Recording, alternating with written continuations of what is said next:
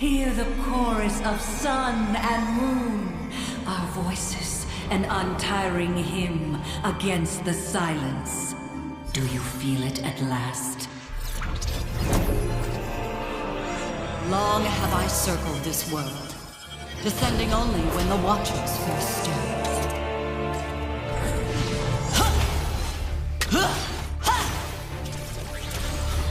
Mark and fracture! I had such hope for you, Void Hunter. Fall to fire!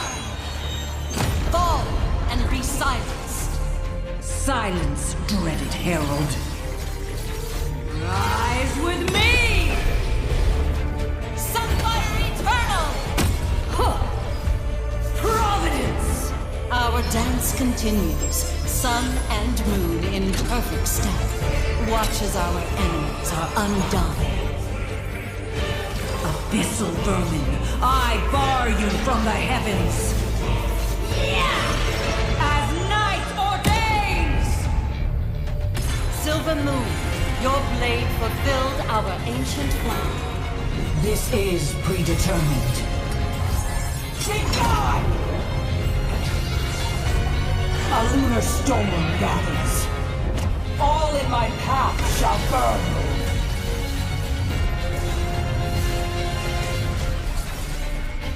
The eclipse consumes! The moon is stained red this night. Piercing through it! Fall! My eclipse is rageful as righteous! You betray existence! Is it inevitable that our paths diverge, Golden Sun? Even with eyes shut, I see them.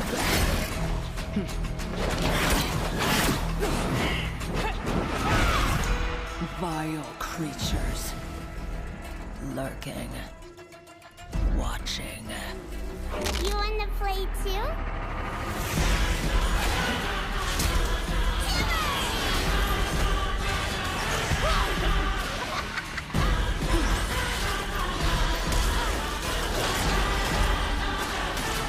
None can hide. They laugh from the shadows. They won't be laughing for long. I'll cut out their rot.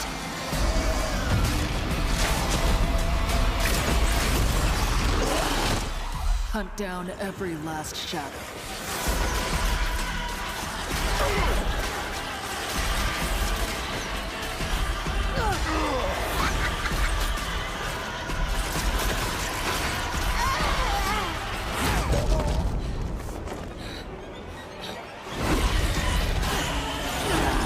Cleanse this place once and for all.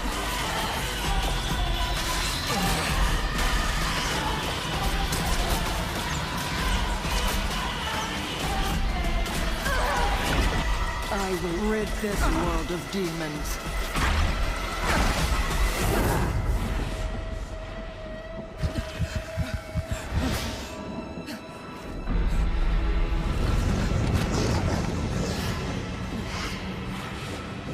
No matter the cost.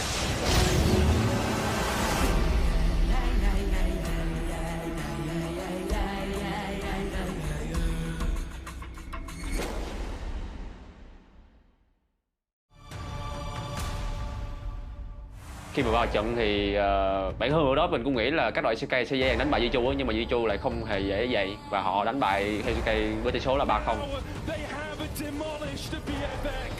事実を見た時にはもう本当にちょっと心が震えましたよね。こんなことができるんだっていう。我觉得 G2 能打赢LCP 对我来说是一个很大的激励吧。感觉有一种一下课上的感觉，让我觉得充满希望。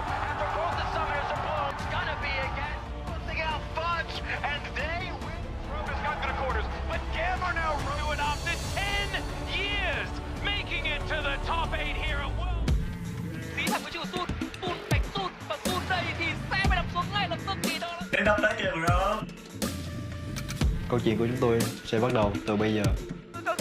Và Phong vào đây cố gắng chém, đã bị dùng cùi chỏ. Haki tới bắn tay. Tiếc quá. Haki. Tôi tin chúng ta có thể làm được. Bắt buộc phải lùi về. Đốc quay lần 2. Nhưng sau đó là bóng đai tới kỹ rồi. Kia ra đừng quậy. Triple kill. 俺たちが勝ちます。下から引き上がってバーブ安全な勢いを取って、そしてテレポートを返していく SHG、右を寄せて一気に反転だ。バンが一応が该写结局的时候到了。倒追倒击，也是队友袭击，但接下来踢头钉这边秒杀掉了。这边辅助换辅助 ，Red 往前一个顶。现在开始一步都不能错。有在这边拼死掉的攻击，风倒下，还在滑，还在滑，往前tiến。这边红手小兵，小兵很高，哇！接不。Chúng tôi sẽ có mặt tại em ở đây. Chúng tôi sẽ ở đó. 無敵？もうそうじゃない。それは TSW のことだ。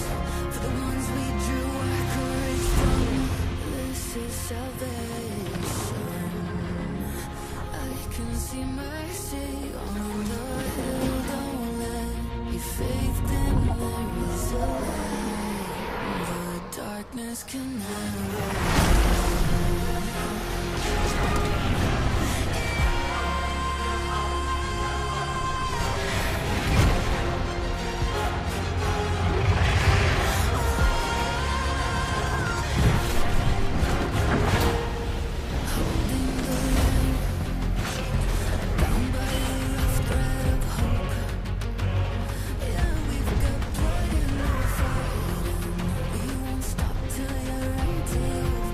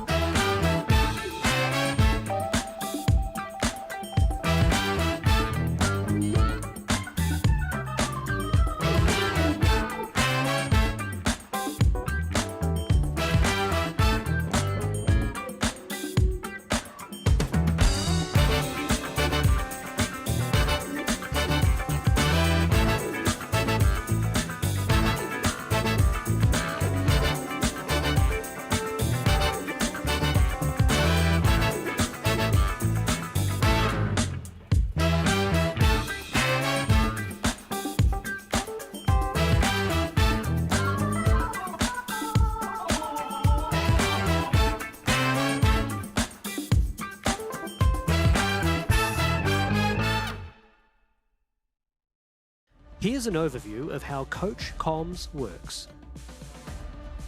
Each team may assign one coach per game, submitted with the starting roster.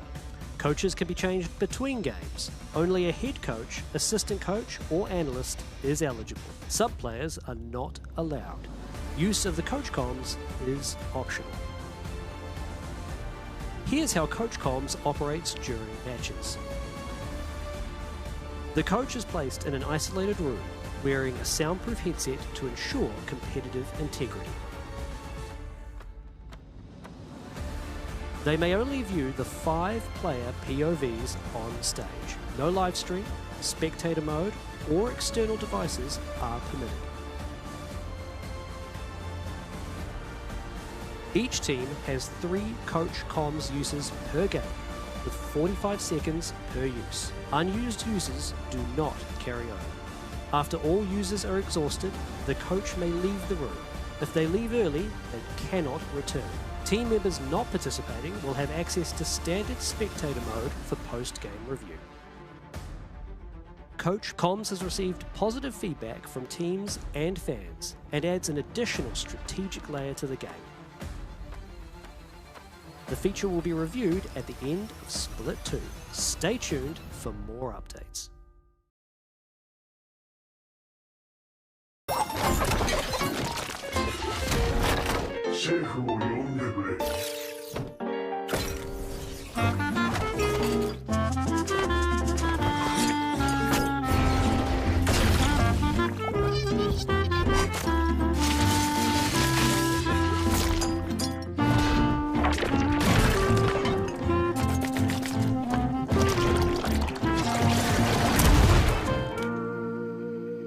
ちょっとかじらせてもらうよ。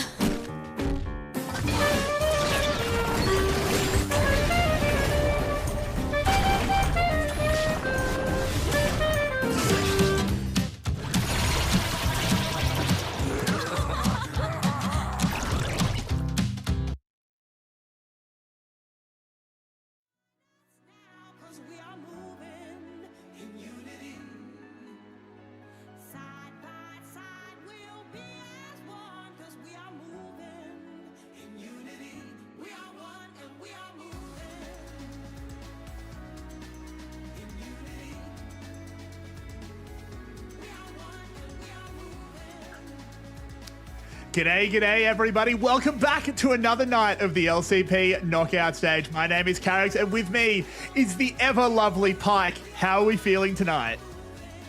This guy over here. Nah, I'm doing good, Garrett. I'm doing good. We're getting ready for a big night. It's going to be a big series. It's another best of 5. Knockout stage is looking ever so spicy, especially after last night. But we got a treat in store. That we do. It's a big game. But let's talk about yesterday because that was an absolute barnstormer that you and Logan covered us. MVK getting up in the end in a match that went the distance. Yeah, look, it's always nice when it goes to 5 games in a best of 5. Vikings obviously coming out on top with the 3 against CFO. And you know what? Me and Logan as well, we both predicted that it was going to be the Vikings, but a 3-1. But it was nice to see CFO really step up and take a bit more aggression into this. So I'm really chuffed that they were able to go the distance. Sadly, my sleep schedule wasn't too happy about it. But regardless, it was a good series. And we can look at what is still to come. Unfortunately, CFO has had to say goodbye for the split, MVK surviving.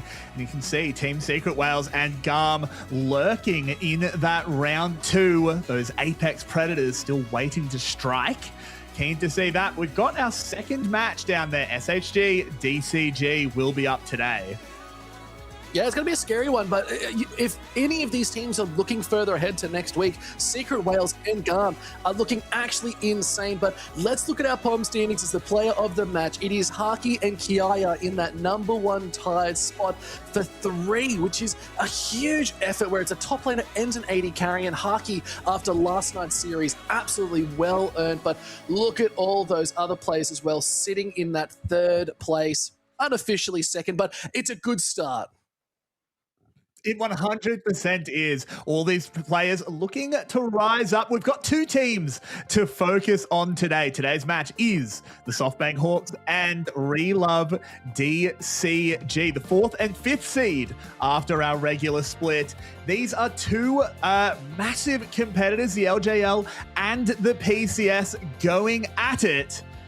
I can't wait for this one, Pike. It's going to be big, and you got to be worried about where these teams are going to go because they're very similar in play style. But let's take a look at our first team characters, and I know you're dying to talk about these guys. I absolutely am. SoftBank Hawks Gaming, Evie, Van One, Aria, Marble, and Vista. How many players on your screen right now were in LCP Second Pro? I think that says a lot about the strength. Maru and Corgi as well, a coaching team that has done a huge amount for this roster. But they've got a very, very hard matchup against them as DCG isn't going to go down without a fight.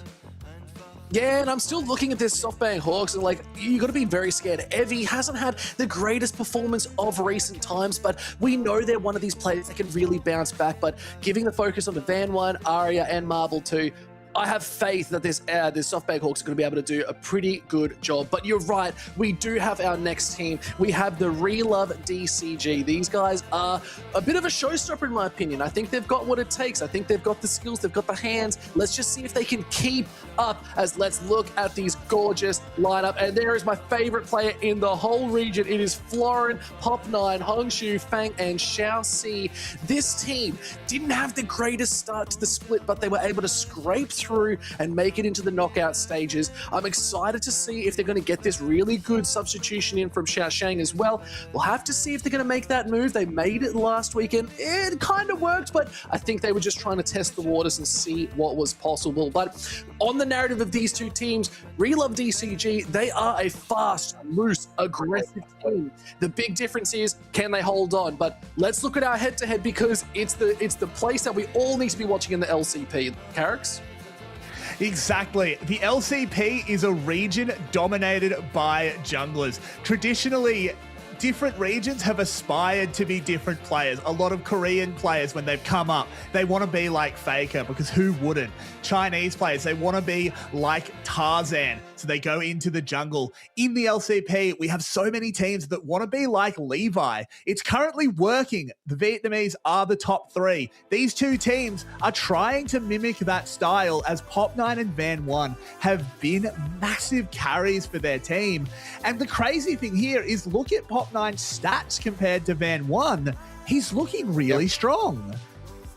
And that's the crazy thing. Van One has been a star player along this roster for the Hawks. So it's crazy that Pop9 in Relove DCG that haven't had the greatest hit is still able to do so much. But Carrix, the big moment for us, let's look at our predictions for tonight's series, because I think it's going to be a little bit of a spicy one, but we've got the same sort of score. It's that 3-1, the SHG. Tell us why, Carrix.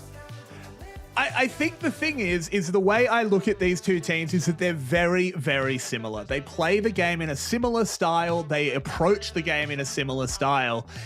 Unfortunately, I just think SHG are maybe 10% better at it. It's not a huge gap, and that's why I predicted 3-1. I respect DCG too much to say that they're not going to win a game tonight. I think they will, but unfortunately, I just don't really see the matrix for them winning 3.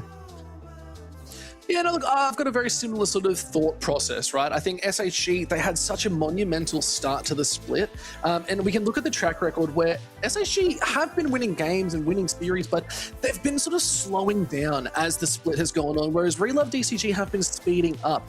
Now, you talked about how it's going to be a little bit of a hand stiff. I think the mathematical side of my brain, as small as it might be, is still there and telling me that SHG still know how to run around objectives. And this is one thing that Relove DCG has been a bit questionable on, is I think their vision, their ward scoring, and maybe their need to get there faster just isn't enough for me right now. And that is why I've given them the Hawks the 3-1, because I think it is just going to be the SHG getting to these objectives early.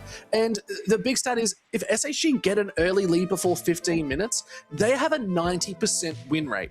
That's pretty insane. But if you look at Relove DCG, theirs is only 40% at 15. So they have the tendency to flip-flop these games, whereas SHG, if they get that early start, they dominate.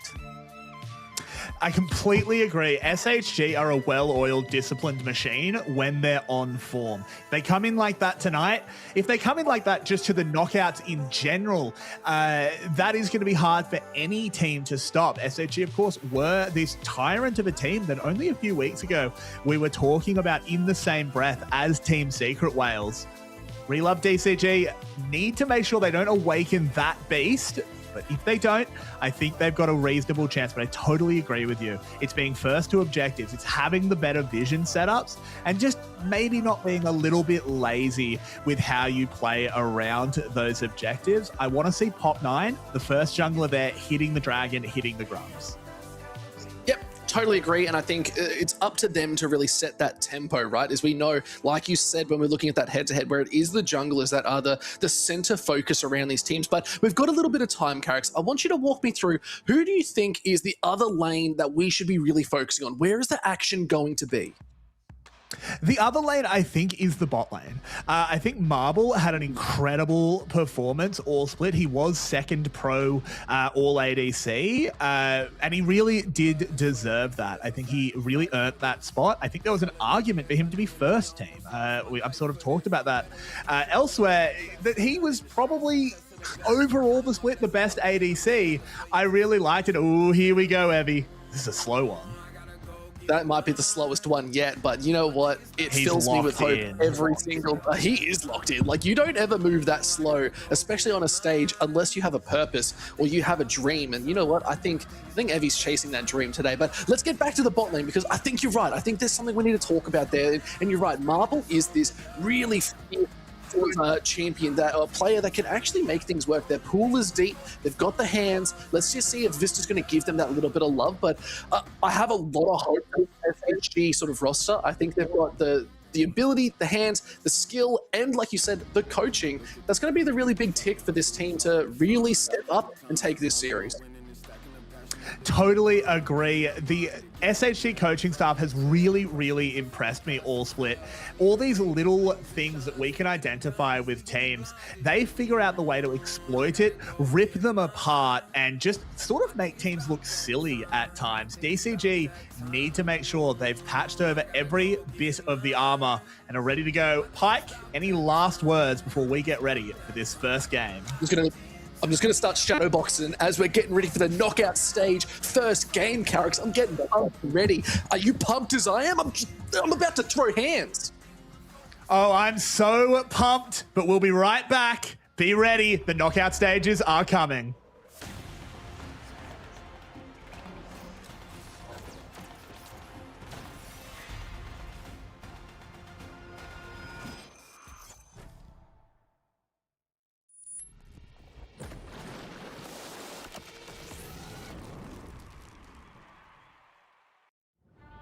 Feel it before the game even begins.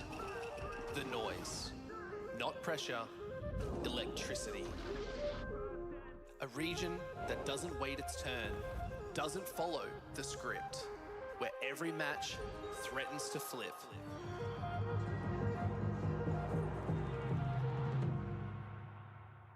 Because here, nothing stays quiet. The pace is faster, the moments hit harder. And if you hesitate, someone else takes it. Anyone can break through, but not everyone can hold it. It's not just about the play, it's the next one, and the one after that. No guarantees, no safe paths, just opportunity for anyone ready to take it.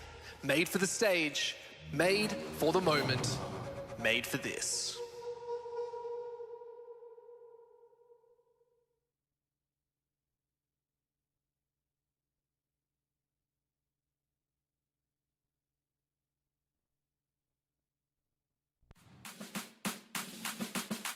欢迎来到 LCP Arena 淘汰赛第一周第二天的赛程，在昨天迎接了 MVK 的晋级，一刻也没有为了 CFO 的倒下感到哀伤，即将赶到战场的是台港澳的最后希望战术多变的 Deep Cross Gaming DCG， 而他们即将要挑战的对手则是台港澳杀手大魔王日本战舰无敌雄鹰 SHG， 马上欢迎双方选手进场，上路 Evie、Floren。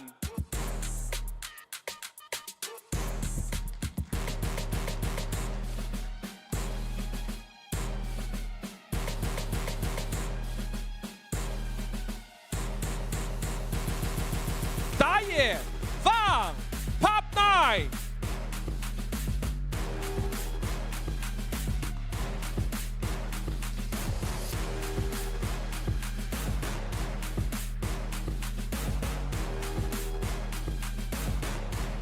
中路 Area 红手。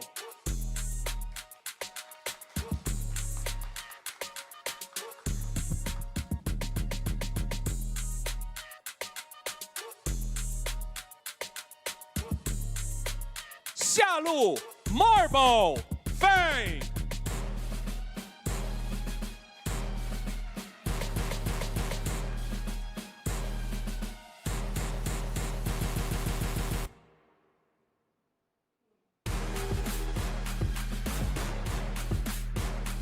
辅助 Vista 小 C。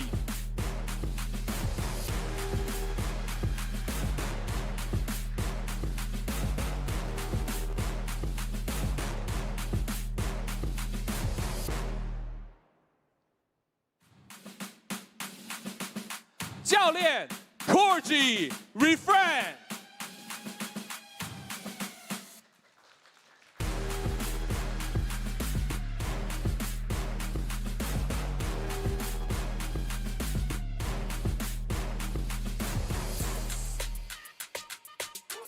没有想到讲出这句话是这么的沉重。在今天，我们有可能将要迎来我入行这10年以来，没有任何一个台港澳队伍出战国际赛事的可能性，太沉重了。但是这个可能性绝对不会是100%，一定还有机会。比赛正式开始。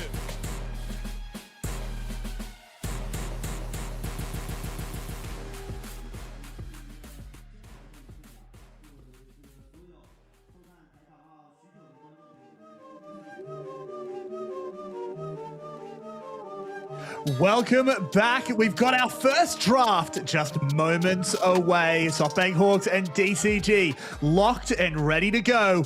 Are you feeling the excitement, Pike?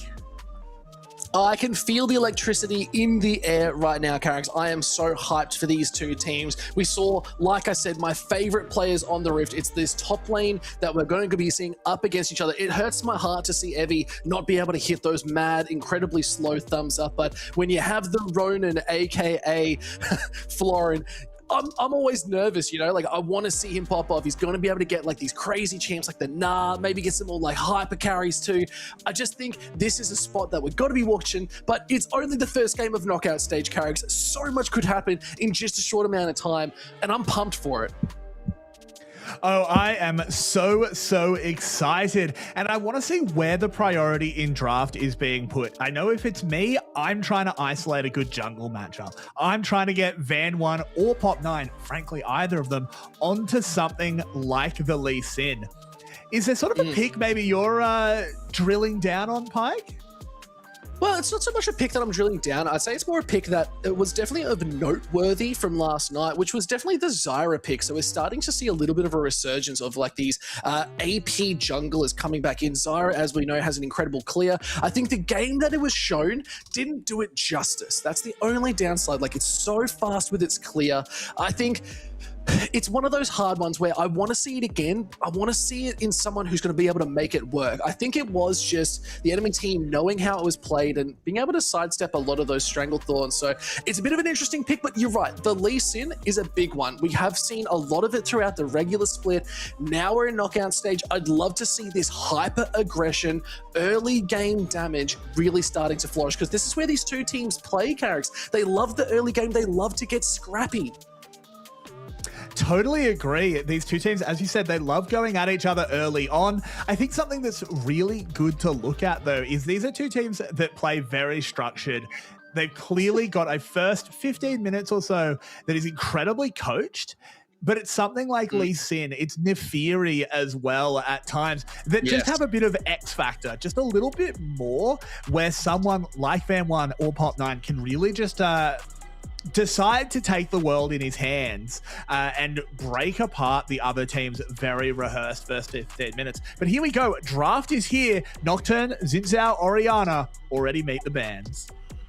Yeah, like obviously these jungle bans on the side of SHG, they're targeting Pop9. We've talked about it. This is why he was our head-to-head. Pop9 is such a strong carry of these games. Take him off these carry picks, and there's the cast ban. So it looks like DCG's looking at Arya, like you got to ban this guy's champion pool too. He can whip out the Arya at any point, and it's going to do damage. Aurora too. He has such a deep pool that you're going to be so nervous about it. Like the Akali, Annie, Ryze, every single one of these champions he has carried on, and he can do it again.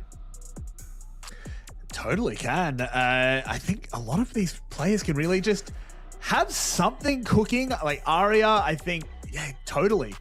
Could go nuts. Varus banned out. I kind of like that. That's a flex pick that we've seen. We did see it go up to the top lane yesterday. Obviously, in the hands of Fang is a problem. Yeah, no, the Varus top was definitely an interesting pick, especially into the Ambessa and the Sejuani. So it was definitely a low mobility top laner into a hyper mobility top laner.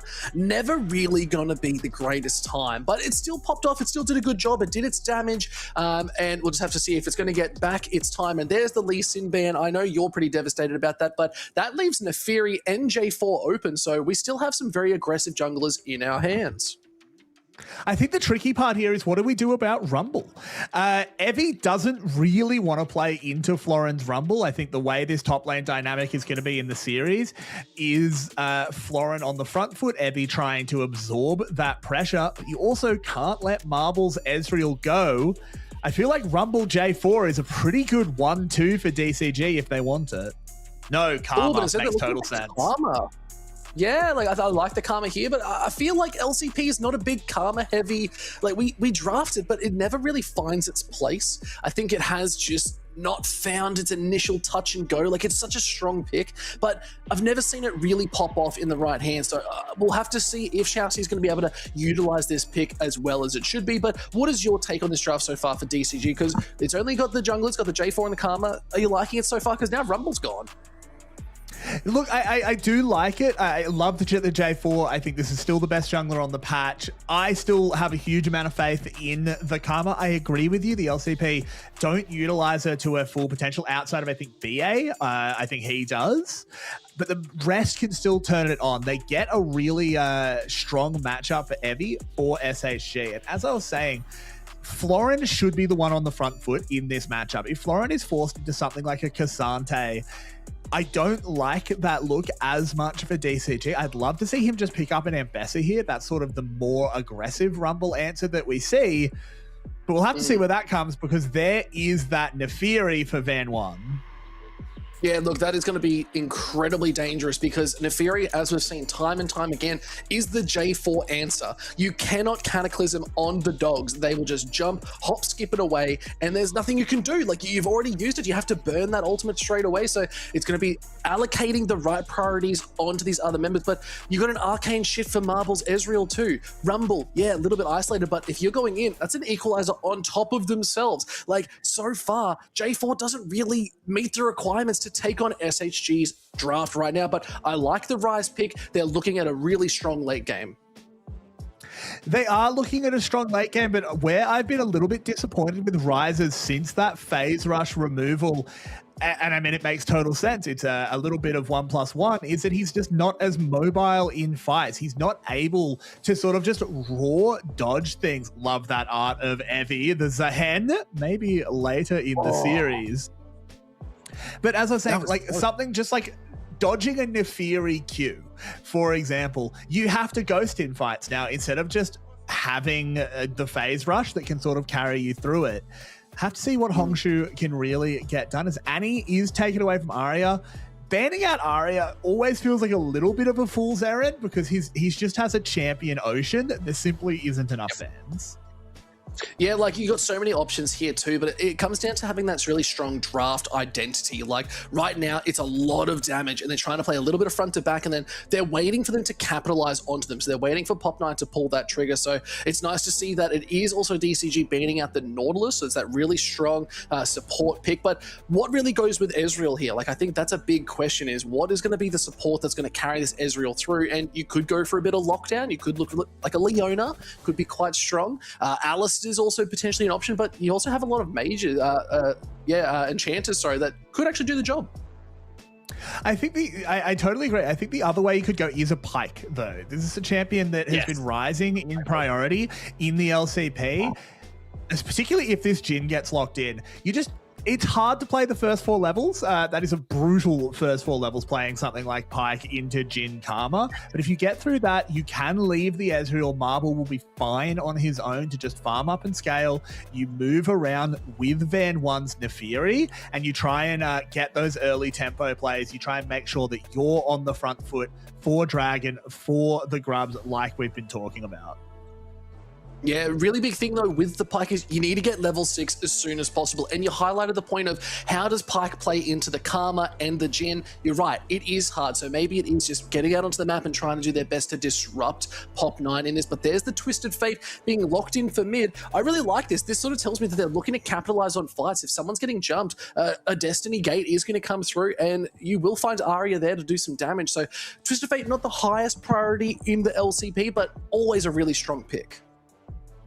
Skarner being hovered. Let's see if this one's locked in before we react. That is Skarner support. Okay. An interesting one here, really. Is it Skarner support? Yeah. Like, let's break it. Is it a Twisted Fate support? I mean, that would be insane. That would be awesome. I mean, what I think if I was puppet mastering this, I would actually say you send Nefiri top. Nefiri eats Cassante for breakfast. I don't think that's going to be what happens here. I think this will be the Skarner support. But if you could rearrange things to make that happen, it would be crazy. But this is already a really interesting flex. Skarner is still going to have a pretty bad time early on. He's just a melee champion into the double range. But as the game goes on, he's really hard to kill. This is an unbelievably tanky lineup. And what I really love is we can look at like the little micro interactions too. Skarner can just go straight through the Cataclysm. Like you can't really stop the Skarner from being able to, if they get caught in it, they're not caught. They're saying you're in here with me at this point because that's going to be a big impale because it is going to be DCG going forward. They need to be the proactive ones where you can be on the SHG side a little bit back further and wait for them to come in. But the second you want to pull that trigger, you got a gold card, you got an equalizer, you have an Nefiri, you can call in the pack and it's going to do a lot. DCG, yeah. A lot of DCG love so far. Good to see that in the audience. Wish we could hear a little bit more of the audience. Always love to get those chants, all those cheers going, because you know people are incredibly passionate about the LCP Pike. But here we go. We hit Summoner's Rift. We are on it. We're ready to go, Carrix. It's all here. It's nerf or nothing, you might even say, is the different side of it. So I'm excited to see where these two teams are going to go. Runes seem pretty straightforward, and you know what? I like it. I think it's all about having a bit of fun. Couple good skins on the board, but I just want to point out the really sick ones. So far, everything's looking a bit stock standard. Pirate Rise is still stock standard. I want something a little bit different. Pulsefire Ezreal's pretty nice. You don't see that all too often. It's usually Striker. Battlecast Alpha Skarner. Okay, now we're cooking. Yep, pretty cool. Pulsefire Ezreal. I've definitely got a lot of nostalgia for that skin. That was my pocket money for the week when I bought my RP card. Picked that one up. Felt very cool. I was poor. But nice little bit of aggression here. It is Marble being forced back at these Qs coming out of the Karma. It's just a little bit too much damage. You have to be so careful. The Mantras can really get it done. And Evie already, look at the health. That is just so rough to see. But it is Florence Cassante. You have to be very careful of that one as well. They have played it quite a bit this split, but we'll have to see if they're going to play it a little bit more. They've only ever played it... Actually, I don't think Florin has played Cassante this split. This is their first game as Cassante. That was sort of what I was sort of bringing out in draft. I didn't realize he had literally not played it, but DCG like when Florin is on the front foot. They like when he's the one setting the tempo. If they're going to get the Rumble Cassante matchup, they really want him to be on the Rumble half of it. But apparently, maybe they should have just been doing Cassante the whole time because he shoved a massive wave. He's going to get in a position to proxy. I have to assume he caught Evie in a bush. Like, he got bush priority, Evie face checked. But he's setting the tempo. He's not really letting this one stop. And Florin is kind of already neutralizing some of the early power of this Rumble. Which is such a big thing as well, because we know Cassante loves to get into this later game. Yeah, Rumble, especially Evie's Rumble, loves to be very aggressive too with the damage, wants to be in these team fights early. But same with Florin, this is both these teams' identities. They are so touch and go, you might even say, as they want to be able to make these quick moves. And now I'm looking at Vista on this sort of Skarner pick. It's going to be still rough times, but Fang's doing a really good job punching out some damage. So I'm really curious to see what itemization is going to be for this Skarner in the bot side characters. Do you have any thoughts on it? I will have to see it. This is still a pick we haven't seen a huge amount of. I think, look, he's just going to try and be as tanky as possible. I sort of said in draft that this was a very tanky lineup from SHG. I recognize that might sound a little bit silly when you look at it. It's a Skarner support. He's obviously not going to have as much gold, but he will be tankier than a lot of supports are.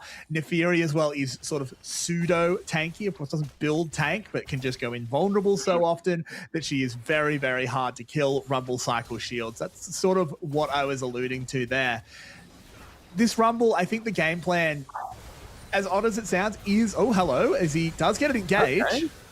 Right on in as the heal already goes out. Shousty trying to keep Fang alive as long as possible. Deadly Flourish being used. That's a flash forward. Fang is aggressive as all hell, but no kills just yet.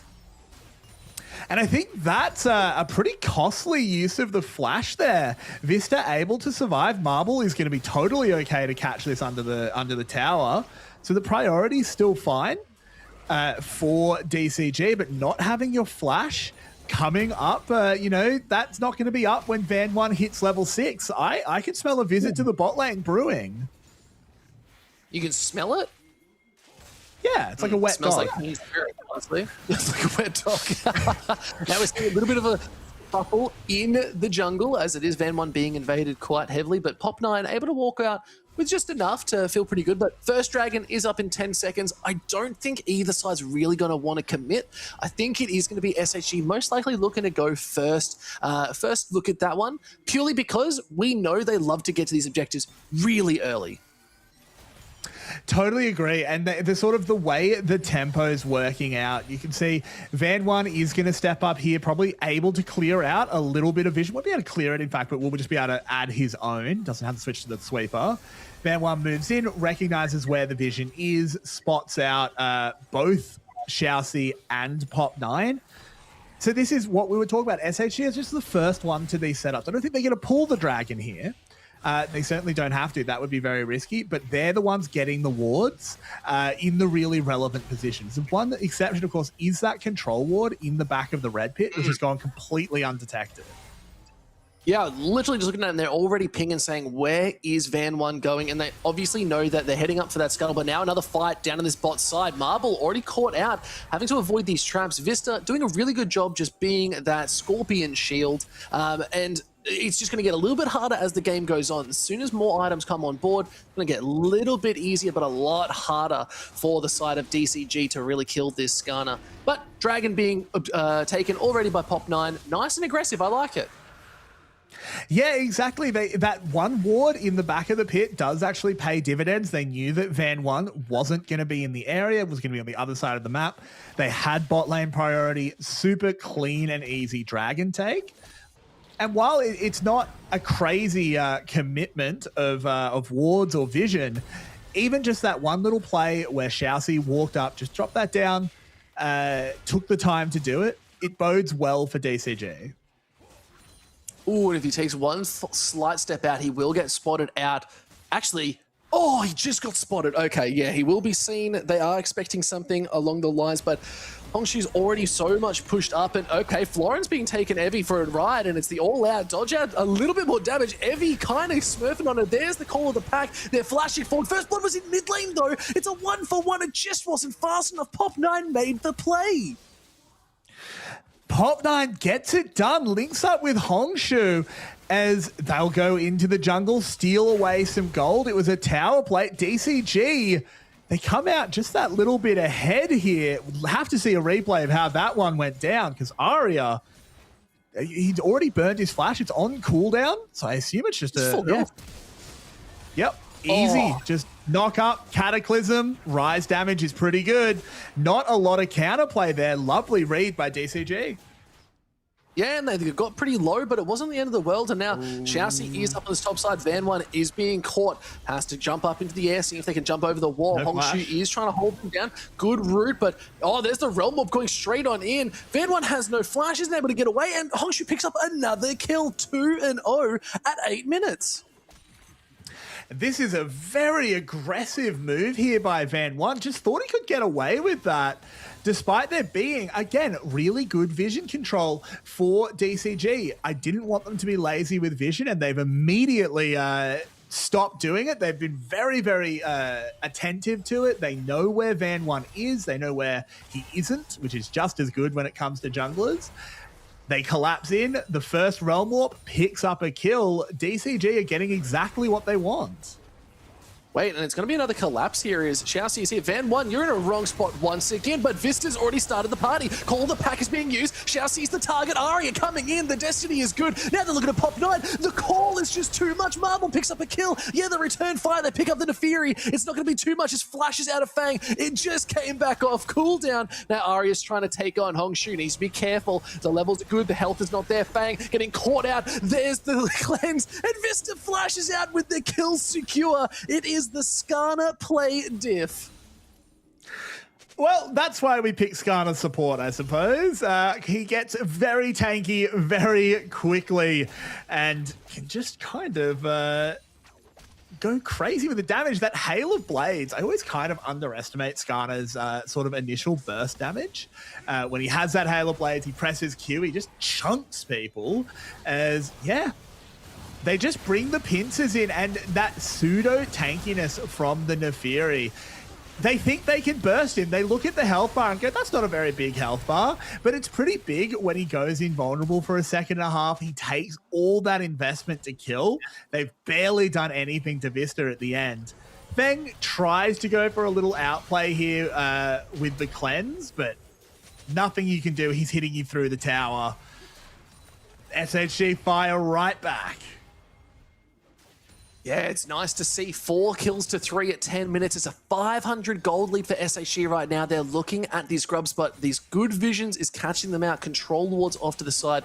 It is just going to be Van1 picking up 1 grub, so it's not going to be the full complete set. They might be looking for a little bit more as Dragon up in 1 minute. Yeah, look, I don't blame him for sort of getting out of there. He has a whole bot side to clear. I think he wants to get a reset before Dragon as well. You know, he's sitting on 3 longswords to a Sundered Sky. So definitely needs to go back, try and get that first item under his belt. As Pop9 wants him to deny the red buff. This is really value. If they can slow Van1 down, if they can deny him his reset, this Dragon is super free. Yeah, it's going to be interesting. Arya off into the side. Control wards are going out. They still know the red buff is available, but it's all just about vision control. We can look to the top side now as Evie is keeping Florin at bay. It's one of these Cassantes you need to sort of keep them in lane as long as possible until Evie is ready for these fights, which won't be until probably level 11 when they've got an item or 2 under their belt. But Dragon up now. It's just going to be the next Cloud, but Void Grubs are being looked at still potentially by Pop9 as they are on this top side of the jungle. but it's actually Van 1 potentially looking as the Destiny gets called in. They're looking to make the play. Impale is good. Call of the Pack is even better. It's just too much damage. Marble's able to pick up Fang, and Vistus has been tanking this tower all day long. Ivy actually hit the equalizer too. He's looking at Xiaoxi jumping into the backside. They're trying to hold on as long as they can. Read Call of the Pack. It's all out, but it's not enough. Straight up into the air. It is SHG getting it done in this game 1 at 12 minutes on the clock here, Carricks. And that was an absolute biff down in the bot side. They went crazy with it. They even spot out that Pop9's on the Dragon. We'll have to go to a replay for that, but that was the value of the Nefiri on full display. Resetting turret aggro, Van 1 absolutely everywhere as SHG realize where their bread is buttered. Mister, not going to try and do any shenanigans there. Thought he would. But they get that 3k gold lead. They are down 2 dragons, so DCG still has a path to victory. But now it's really hard. Let's have a look at this replay, because it starts off, just looks like they'll just take Fang. You know, you bring down the Twisted Fate. You've got 4 on the side. There's not a huge amount Fang can do. He's impaled. He just gets blown up. But where it gets crazy is when they call in Evie. This is a TP I fundamentally did not expect to happen. Comes down from the top side, just burns down a kill. Florin does his best, doesn't do enough, and it's sort of just that overloaded play. Evie TPing down forces Florin to arrive. Hongshu realm warps in, and the only thing that got warped was that gold graph, and it's all blue. It's actually insane. It jumped up to about 3k gold. That second dragon being picked up. Oh, cancelled Fang's back as well. That's a nice little cancel there. But still, yeah, 2.8k gold lead now heading over for SHG. This is the big difference. Remember, characters. Oh, stop it. Fang is just absolutely milling about that. But remember the stat I told you at the start of the night. If SHG are up at 15 minutes, the likelihood of them winning is it's actually 88.9% chance. That is a huge statistic, and this is where Relove DCG need to be careful. They totally do, and that just speaks to Van 1. Yeah. Well played. I think that really does speak to where I think SHG has had that strength. Even on their downturn in the last couple of weeks, their discipline has remained super good. And that's why their post 15-minute lead win rate is so high. They don't throw games. They don't take silly little 50-50s. They don't feel the need to do it. They know exactly how to turn a lead into a win. And again, so far, they've put that on display. It was a bit of a chaotic play in the bot lane, but they showed that their hands are still very, very good.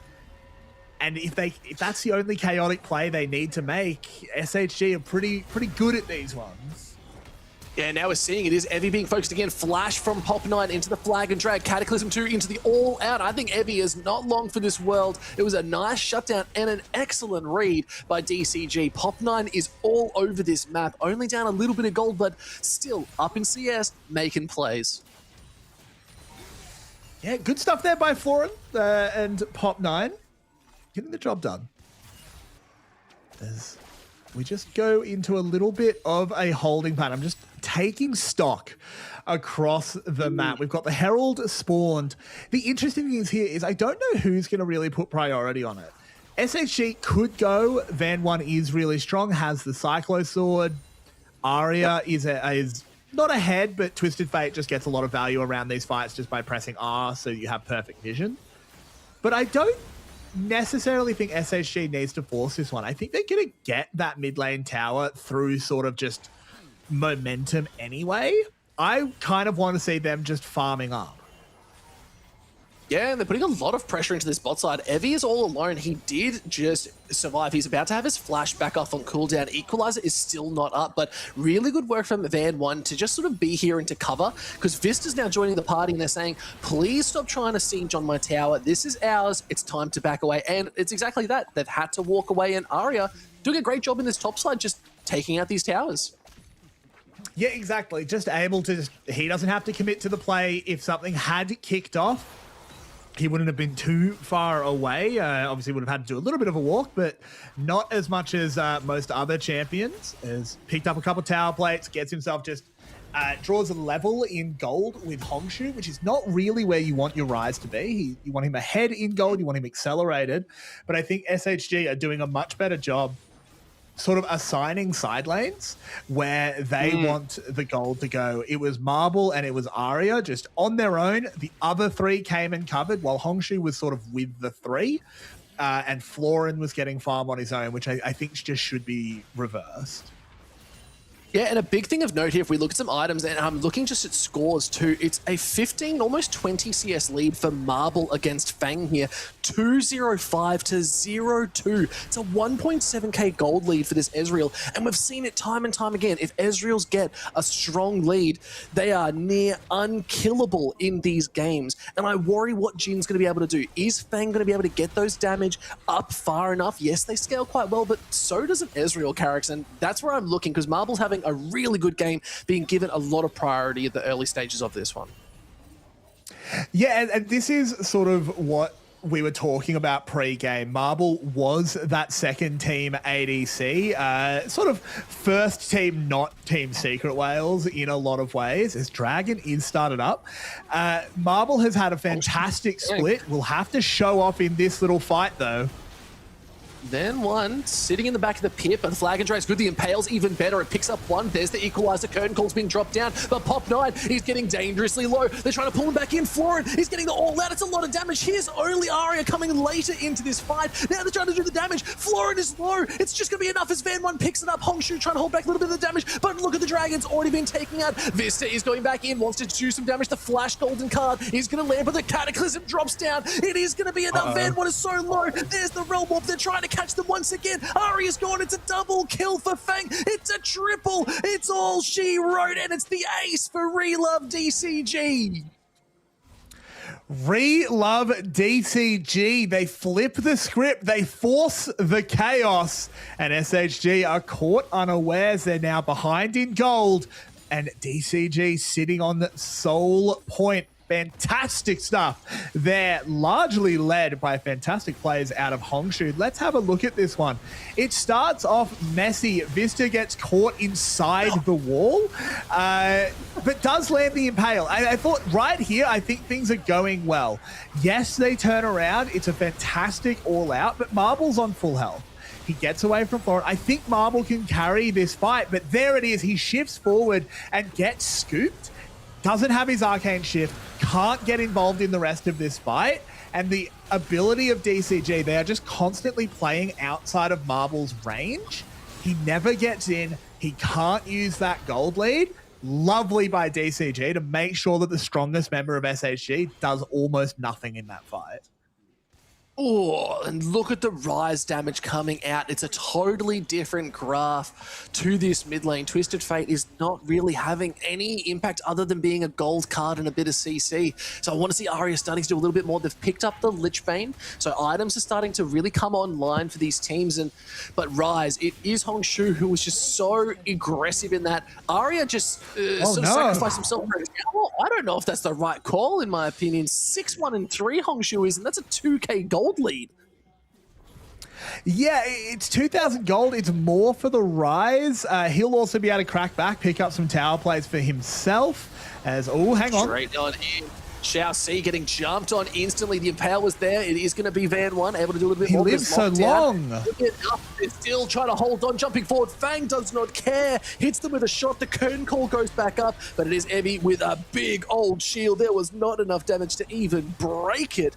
But now they're looking to back it off, but a really good pick from both sides. They only picked up Xiao C for 2. Van1 and Arya are down. Now they're looking for a bit more of a fight. Equalizer's being dropped. Evie, you're in the wrong place, wrong time. Realm Orb's coming in, and Pop9 just hits him with the stick, and it's enough to take him out. And Baron's on the board, and it is going to be Relove DCG with 5 members up.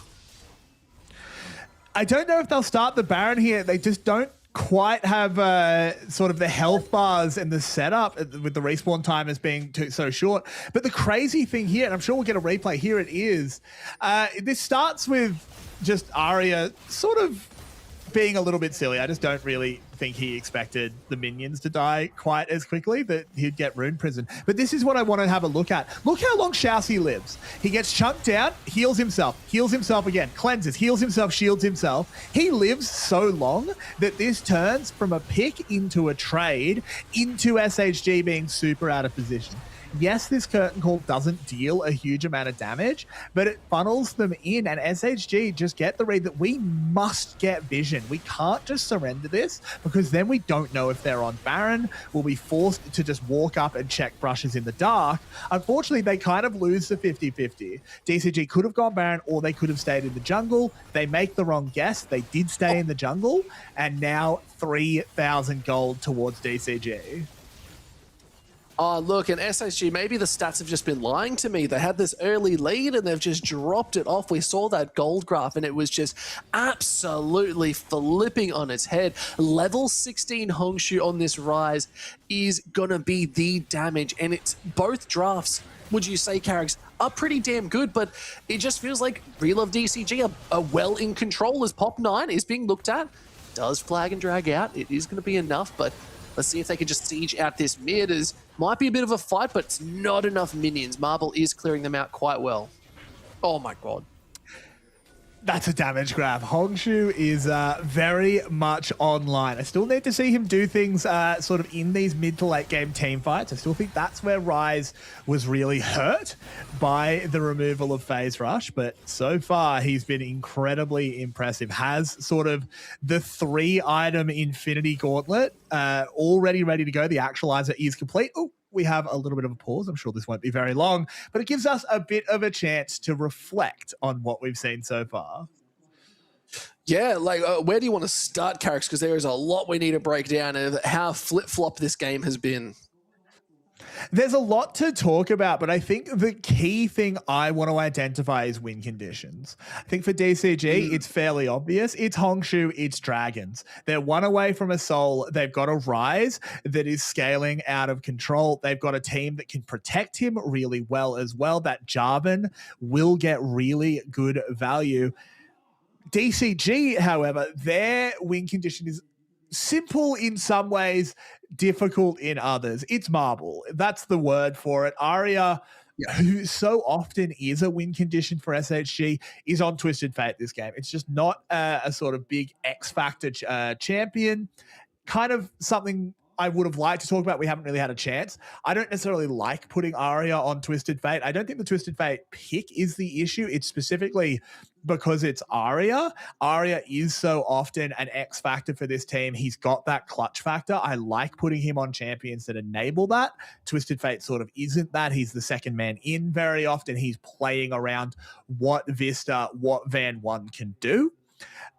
And in this game, I think they're going to struggle. It's all on Marble. You have to protect him at all costs. But when it comes down to it, let's assume that, you know, it's Marble and it's Hongshu. They're both playing perfectly. They're both incredibly talented. Well, who kills the front line first, Rise or Ezreal? I think it's a pretty easy answer, and I don't think it favors SHG. Yeah, and I think that just comes down to how well it was Relove DCG drafting this game. I think we've been talking about it all split long, where we've seen such strong picks that have dominated our region, and Rise has always been one of them. So I think seeing the Rise being locked in and then going for the Twisted Fate, I feel like it was just a slight miscalculation. I think SHG maybe put a little bit too much power and draft into what they thought they could get movement around the map. As looks like we probably will be going back into the game. We are back to live as the dragon has been spawned, and it is SHG first to the mark. Looks they like are here. Van 1 bursting it down. Keep going for it. They're trying to get the call of the pack, but it's straight up into the air. It's about the smite fight now. It is stolen away by SHG, but they might just lose the dogs for their trouble. There's the Realm Warp. Let's see if the whole team joins. The Impale, it's going through, but it's actually been turned around. It's just too much damage. There's the Cataclysm going forward. Hongshu's able to do it. Marble able to Arcane Shift out just in time. The damage is good, but it's not enough as Xiaoxi is here. Pop 9, gotta be careful. Those Dragon Strikes do damage. And now Marble gets out alive. Only 2 members of SHG, but they stall out the Dragon Soul.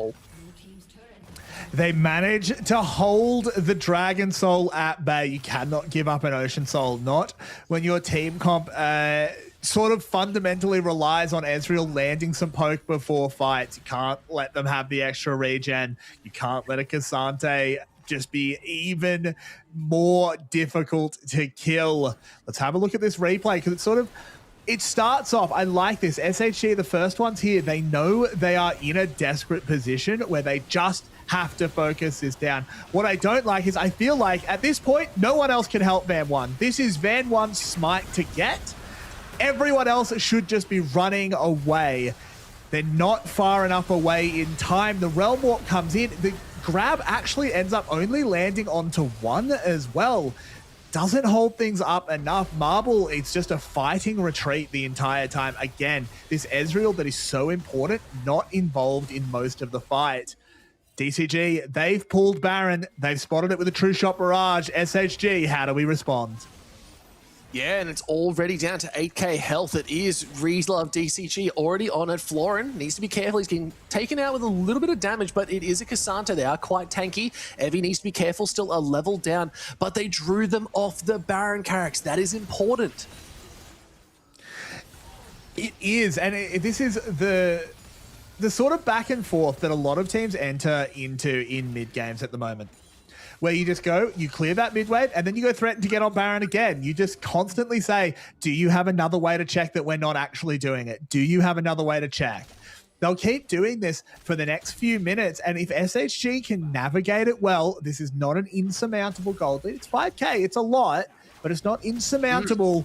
You just need to keep playing this dance. You need to keep putting your best foot forward for the next 2.5 minutes, where the focus will shift to the bottom side of the map and the dragon.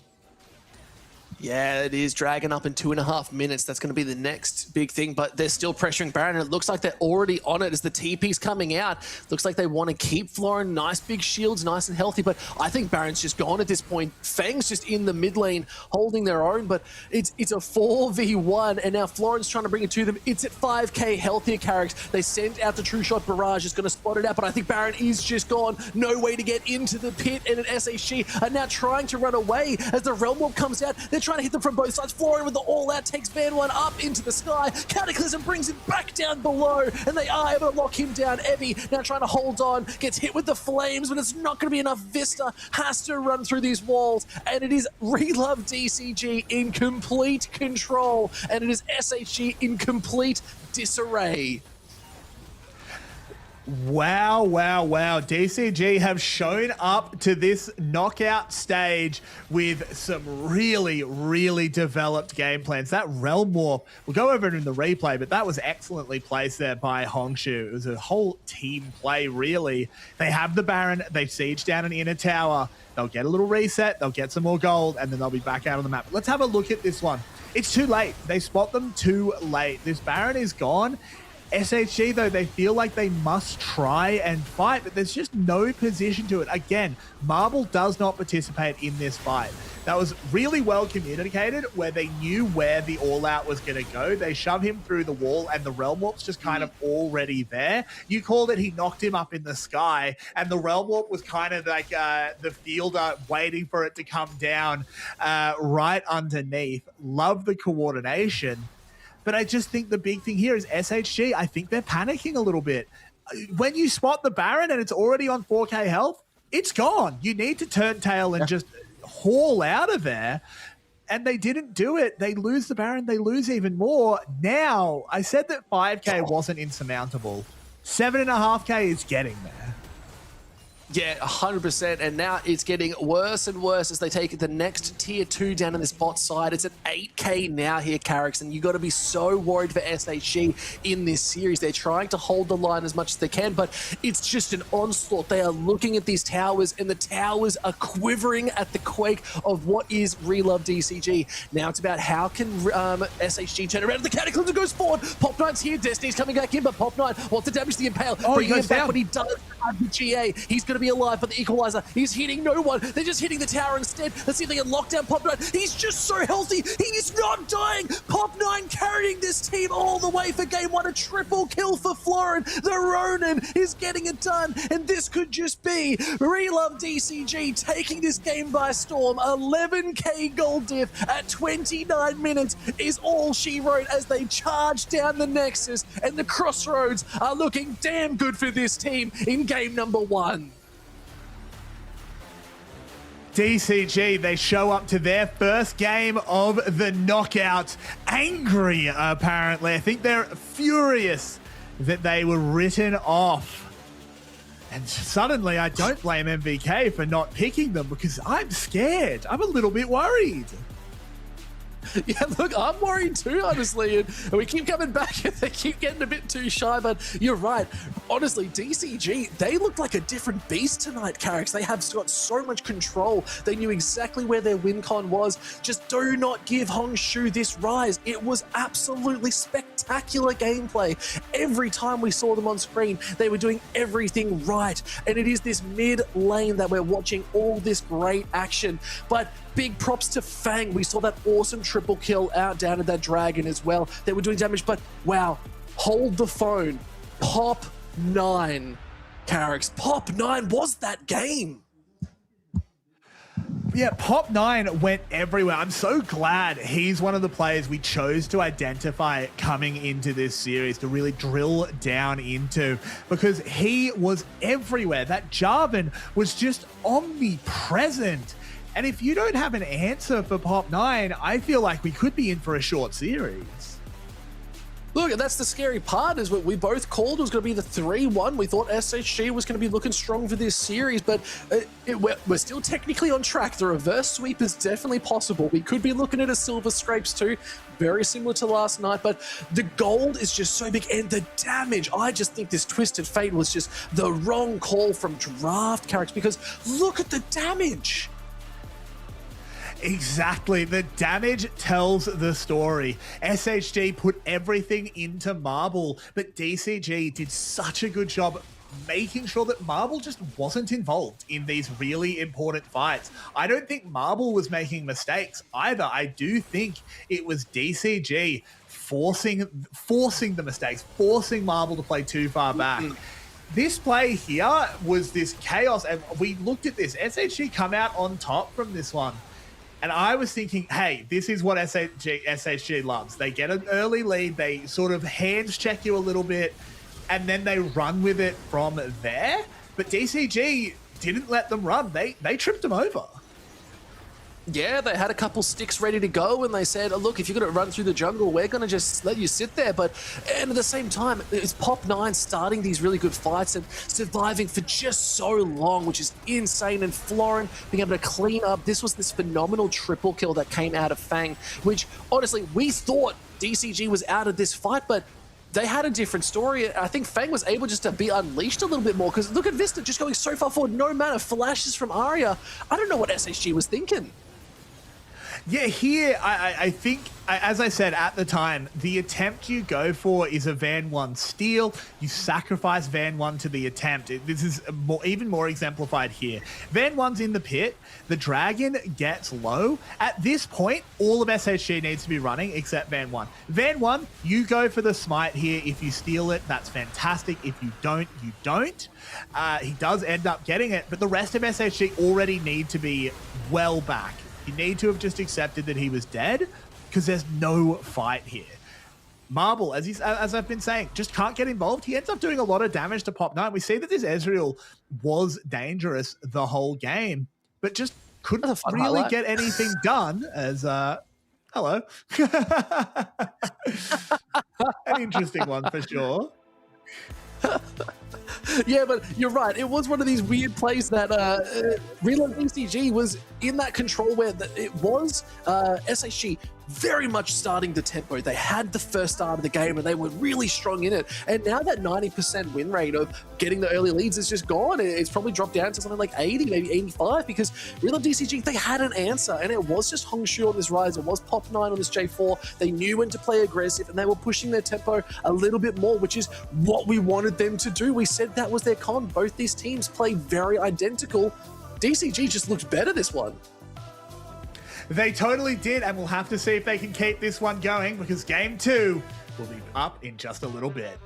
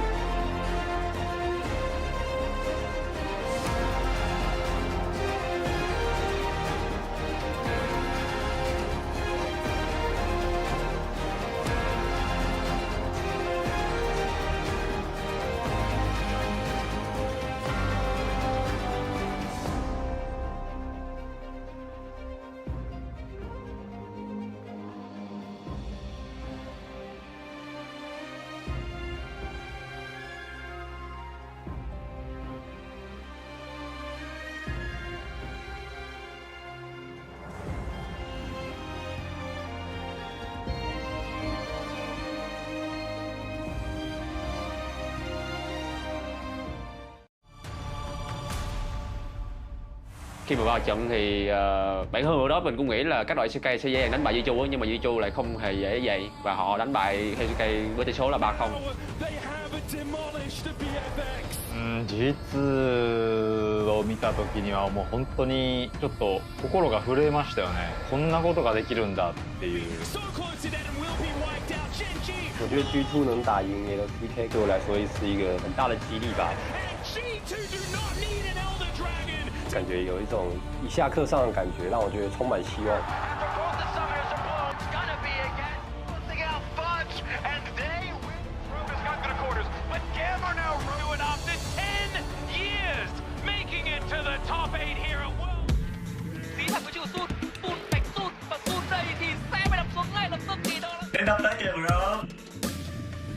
Câu chuyện của chúng tôi sẽ bắt đầu từ bây giờ. Và Phong vào đây có cắn chém, ta bị dùng cùi chỏ. Haki tới bắn tay, tiếc quá. Haki. 1, 2, 3, 4, 5, 6, 7, 8, 9. Tôi tin chúng ta có thể làm được. Một phải lùi về, đốc quay lần 2, nhưng sau đó là bóng đai tới kỹ rồi. Kia ra đốc quay, triple kill. 俺たちが勝ちます。見た目から引き上がってマーブル安全な勢いを取ってそしてテレポートを返していく SHG 身を寄せて一気に反転弾バンが一瞬が该写结局的时候到了。倒追倒击，也是人队友前期，然后带跟着来，听到电视被秒杀掉了。这边辅助换辅助 Red 往前一个顶。现在开始一步都不能错。又在这边拼死角的攻击，风倒下，还在滑，还在滑，往前撵，弄到这边红手小兵很高，哇！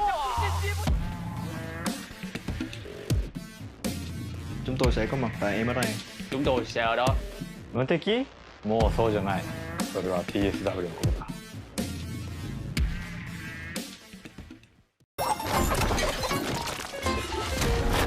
シェフを呼んでくれ。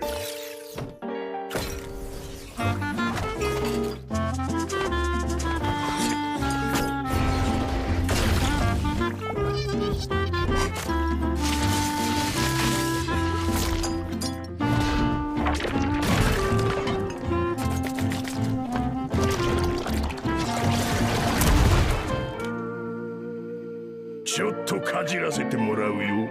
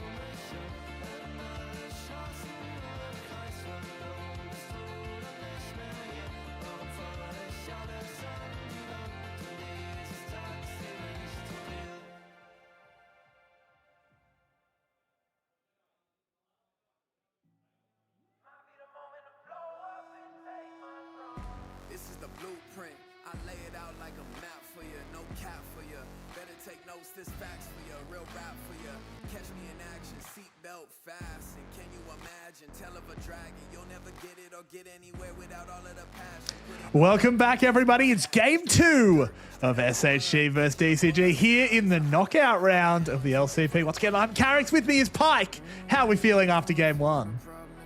I'm fighting fit, and I'm feeling really good about this one. Like, honestly, Real of DCG, they're coming out swinging. If this isn't a knockout stage to remember, I don't know what is, because we're back on stage as they're all getting ready to jump into the next draft, Carricks. But yeah, honestly, I think you and I were both a little bit surprised by this. We thought SHG probably had a couple numbers, that the draft was looking okay. We doubted the Twisted Fate, and then they proved us why we should have doubted the Twisted Fate. But it really was just a bit of a player diff. It was just really nice to see Real of DCG taking control of the game. And I think what was so interesting there is you talked about when SHG are ahead at 15 minutes, they have that 90% win rate. It's really high, but it's just gotten a little bit lower because they were ahead at 15, but DCG was able to just pressure them to set team fights up so perfectly that SHG just seemingly didn't really have an answer. No, and I think we're going to see a very different draft this game. I think SHG are not out of this running by any means. I think Real of DCG have definitely showed up this game 1 and said, we're here to win. And I think SHG are going to answer in kind and say, we're not going to let you just have this for free. Like, that is not okay in our books. So SoftBank Hawks, I think they've got a little bit of clawing back to do. Yeah, that's a bit of a hawk pun for you because of talons. But we'll have to see what's going to be happening in this next series. But is there any champion you'd like to see? You called out the Nefiri pretty early on, being like, this is a big champion, and we saw it. It had great impact. It just wasn't enough. Is there another champion on your mind? Well, I mean, looking at this one, I actually wouldn't mind something like the Xin Zhao. I think the Lee Sin's a really obvious one to talk about, but if you can't get Lee Sin, I'd like Xin Zhao. He does a similar thing to Jarvan. He's not as good at it as Jarvan is, but we take what we can get. If Pop9 in particular picks up that Xin Zhao, I think he plays a similar role, disrupting Marble the entire game, which is essentially what he spent most of that game on Jarvan doing, was just disrupting Marble. I think that's where your bread is buttered. Just prevent Marble from team fighting. Yeah, I usually butter my bread in the kitchen, but sometimes I might do it on the lounge. It really depends where the butter and the knife is for when I'm actually making my toast. But in this context, yeah, you're right. I think targeting Marble as their main source of carry in this series is the big one. I think Evie hasn't really had a chance, and Florin has his number, and he's calling him up rent-free. But we're in the draft now, Carrick. We'll have to see what's going to be locking out, as it is Nocturne, Varus, and Akali taken off the board. Yeah, and I think these bans are going to say somewhat similar, as the Akali ban does hint that maybe we're going to try and force an Orianna through, maybe get Hongshu onto that one. SHG probably not super happy with allowing that one, though. So just in general, I like the Akali ban, even if you don't get the Orianna. I don't want to see Arya. If I'm a DCG fan, of course, I don't want to see Arya on those high mobility, high impact champions. The Twisted Fate, I think, was just not it. He has his Ahri. He has about a dozen different things that you could name. The Yone, something that could come out as well. But I think that Arya ban makes sense to me. Yeah, I think there's a couple combos that we still haven't even really touched on, but sort of dropped in priority, but are still just as relevant. Like, you still have like your Talia Pantheons that are really, really strong too. We could see the Aurora being coming up. The LeBlanc as well for Arya has always had a pretty good showing. But Annie not being banned out here tells me it could be picked up in this draft. I feel like there could be a bit of CC and a bit of craziness and shenanigans in the mid lane, but it's going to be paired with the right jungler, as Lee Sin being banned out again, leaving Xin open for this series. Yeah, Xin Zhao, and as an early pick, I sort of identified it before. There's the ban. Never mind. They're thinking they're thinking along the same lines. It would have been a good pickup. First pick wise, I think there's a huge amount that can be done. Orianna is open. Do we just lock that in? The Akali's gone. That is the traditional counter. Arya would probably go towards something like Ahri in response to that, but I think you just have to be prepared for that. Yeah, and I think the big scary thing about that is if you don't pick up something like the Vi, you still have a really good, well, there you go, like sort of calling it out as the Vi makes sense. Now maybe do they give over the Orianna? Maybe it is DCG that has the answer to it instead. They took away the Akali on purpose, but Orianna for the first time being up in a draft means it probably should be pretty highly sought after, considering Ryze is also taken off the board. It was played last game, so maybe we'll have to see where they're going to be looking, but there are other champions. Like I said, that Annie is a big pick. I think Aurora has a really high sort of presence in the LCP too, but there's the Orianna. It has to be locked in. It just makes the most sense. I agree, and I don't think you can give it away in this scenario as much as I would prefer to see Arya on the Aurora that I think you identified, but I don't think it works here. You have to pick up that Orianna. Trundle would be really interesting, can do some pretty horrible things to Vi. Vi can overextend, get a pillar put behind her, just beaten down. Or the Wukong, this has been rising back in priority as well, and is a great ball carrier for Arya's Orianna. Yeah, bang on. Even if the Wukong can just get in there, Van One can be on top, hit them with a Cyclone. If Arya's not there yet, you can still give a little bit of time. It's giving that space and that agency to move up and then give the ball over and then say, yeah, slam dunk. But Cassiopeia also in the big rise of champion pools. It was played first game last night, now being played in second if they decide to lock it in. But I really like this. It does stop the Wukong from moving forward, and it was so dominant last night too. So I really like this pickup, and I'm glad Cassiopeia is getting a little bit more love in these games. It will be an interesting one to see if it's as dominant as it was last night. I think one thing I noticed last night is it was sort of picked into, or rather had picked into it, two champions that have to lock themselves into facing a certain direction, which made Petrifying Gazes super easy. Orianna and Wukong a little bit more dynamic than that. Wukong does it a little bit, but not for a huge amount of time. Bard for Xiaoxi picked up as well. I like this a lot. This is still such a flexible composition. They haven't really got an identity for themselves yet. It'll be the top laner and the ADC that gives that. Bard fits into just basically every comp as more engaged looks like it's on the menu. Look, I love the Nautilus pickup here too. It's had such a presence in the LCP. It's usually banned, but we're starting to see it being picked up a lot earlier in these games because it can be flexed with so many AD carries. And I'm really here for this Nautilus because we're starting to see potentially like the Kaisers are going to be coming out as sort of like those fallbacks as the games get further on in series. But you're like your Yanaras, your Caitlyn is still up and available technically if you want to play it with something that can just go full it. Nah, don't worry, let's just ban it. Maybe they're reading my mind again, but it gives so much space. And Varus now being man, yeah, there's a couple champions you can pick. Even Xayah works with it. Yeah, I mean, I'd love to see a Xayah. Always like when Xayah hits the rift, but I think that might be a little bit deeper into this series if we get towards a game 4, game 5. Caitlyn banned out as well. They don't want to let Feng bully Marble. This was banned in game 1 as well, sort of in that same second round ban position. And I like it a lot. I think, again, Marble was so clear a standout player throughout the split. I think there was an argument for him to have actually been on the first team ADC for the MVP over Eddie. I think there was a strong argument.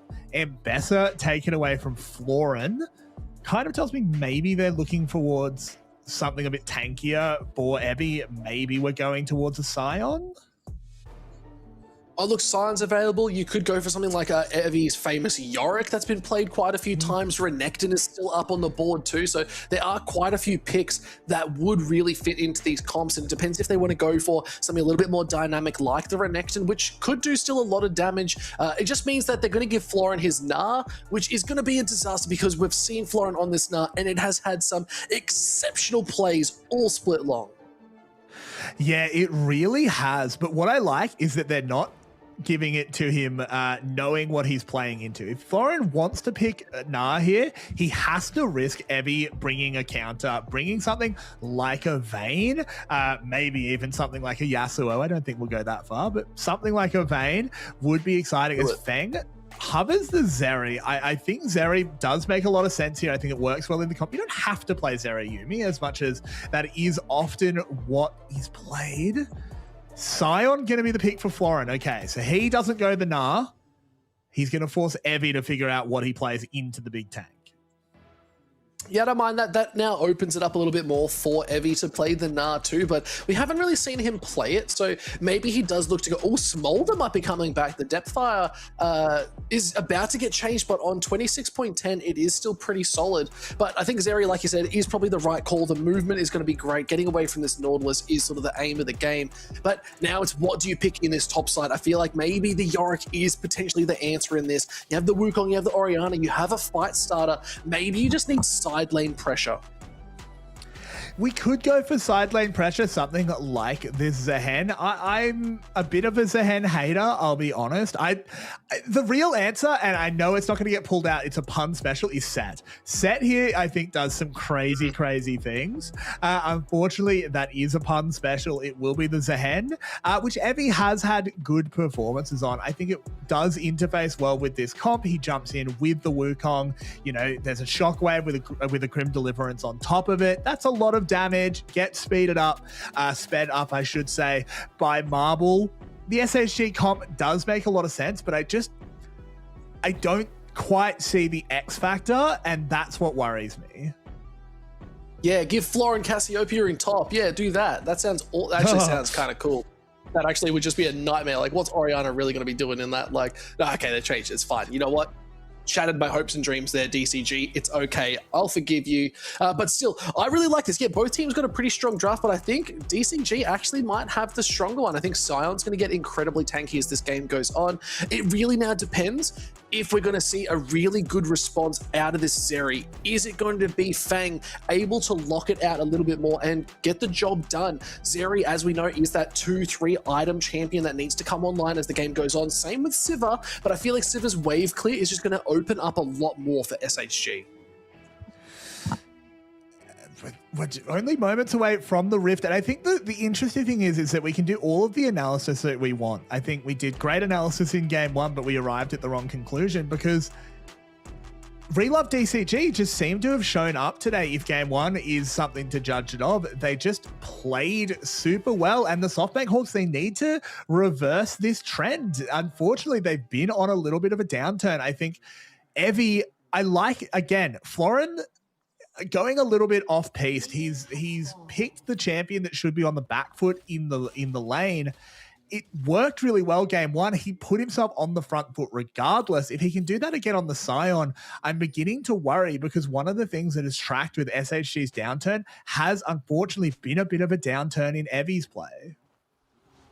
Yeah, and we've been saying it all split long that Evie was sort of like the heart and soul of these teams, and nice little double start. This is already just petering on half health at the start of laning phase. So that's already a telltale sign that this Bard is going to be an absolute menace. Nice little hooks going through as we're seeing great skins being popped up. Subterranean Nautilus always is the carry of the game. So you know what? I love this skin being used. It is showing that SHG is not here to mess around, but neither is DCG, as they're already just getting so much priority in this bot side. And they do, look, that's the ranged power early on, Xiaoxi, just able to make sure that that first wave is pushed in. But I like SHG. They're actually kind of making it happen. I think, ooh, hook lands. Just going to be damaged for now. Could hold off the level 2 spike, though. Never mind. Oh, just has to burn flash instantly. Fang is just putting the hurt on. It is the hurt locker at this point. That was so gross. And Vista having to do an early back at this point is just going to enable Bard to just go for a free roam, get some really deep vision, and now start tracking Van 1 at all times, because, yeah, Xiaoxi's already up here finding Van 1 on the chickens. Yeah, just spots him out, make sure they know exactly where Van 1 is. He's going to make Arya play a little bit more defensively as well, as Florin getting deja vu, Pike. Oh, man, I've been getting deja vu all week because, yeah, another nice little proxy up on this top side. Florin gets the shove in as a tank Sion. We saw it on the Cassante too. Maybe it's just Florin feeling good and saying, okay, I can get these early shoves, starting to hit these towers. It's losing a little bit, but nice to see Evie just playing it slow, just saying, I'm just going to last hit these minions, not going to worry too much about it. We're just going to be playing it real safe, keeping the farm as equal as possible.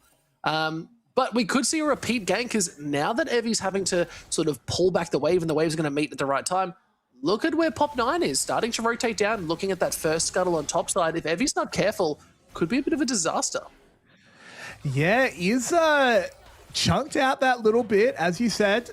Pop9 in the area. He's getting chunked even lower. They need to time this passive out before they go for anything. It looks like Evie wants this, but no, they're already going to get the nice little revive as resuscitation. Just a flash straight out. Evie, we called it as it was. Like, we knew Pop9 was up there. Just a little bit too much aggression from the SHG top laner. And they don't get the kill. That passive does come in for Evie as a hook lands. I think it's just going to be damage traded though. The passive saves Evie's life, but he's now down the passive, down the flash, into a Scion matchup. This is not what this Zehen wants. He's gone back and picked up a Cull refillable potion. Ugh, that's not ideal. Not at all. Behind tempo, to say the least. Oh, it's not what you want, but the Cull's going to be nice and good, just getting a little bit of that extra damage to start stacking up those minions. Obviously, Evie's identified that he's not leaving lane anytime soon. He's going to be sitting here just farming it up, playing it real slow, because already picking up that anti-heal with the Bramble Vest for Florin just makes Evie's life an absolute misery.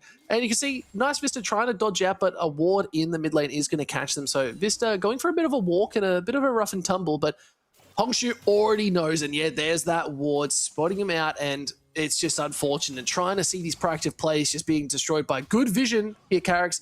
That's what we asked for DCG to do. That's the one thing we noticed is their gameplay, and now we're starting to see it, and it's a different team already. It really is. It's a little bit night and day. Xiaoxi, again, spotting out Van 1. I love this. Xiaoxi, look how proactive he's being. I sort of said my criticism for DCG before this series started was that they could be a little bit lazy with vision setups, with early anticipation of what the opposing team is doing. But Xiaoxi... Oh, Xiaoxi looking at Marble. Magical Journey is good, but Fang already hit pretty far below the health, and now Marble's looking to chase back. The 1v2 actually kind of went in Marble's way, because look at Vista now. They're clearing out these minions. Hooks should be free. It does hit onto one, but it's not going to be enough, for Xiaoxi was the one that got locked down, and they do back out. But really nicely done. Marble actually played that excellently.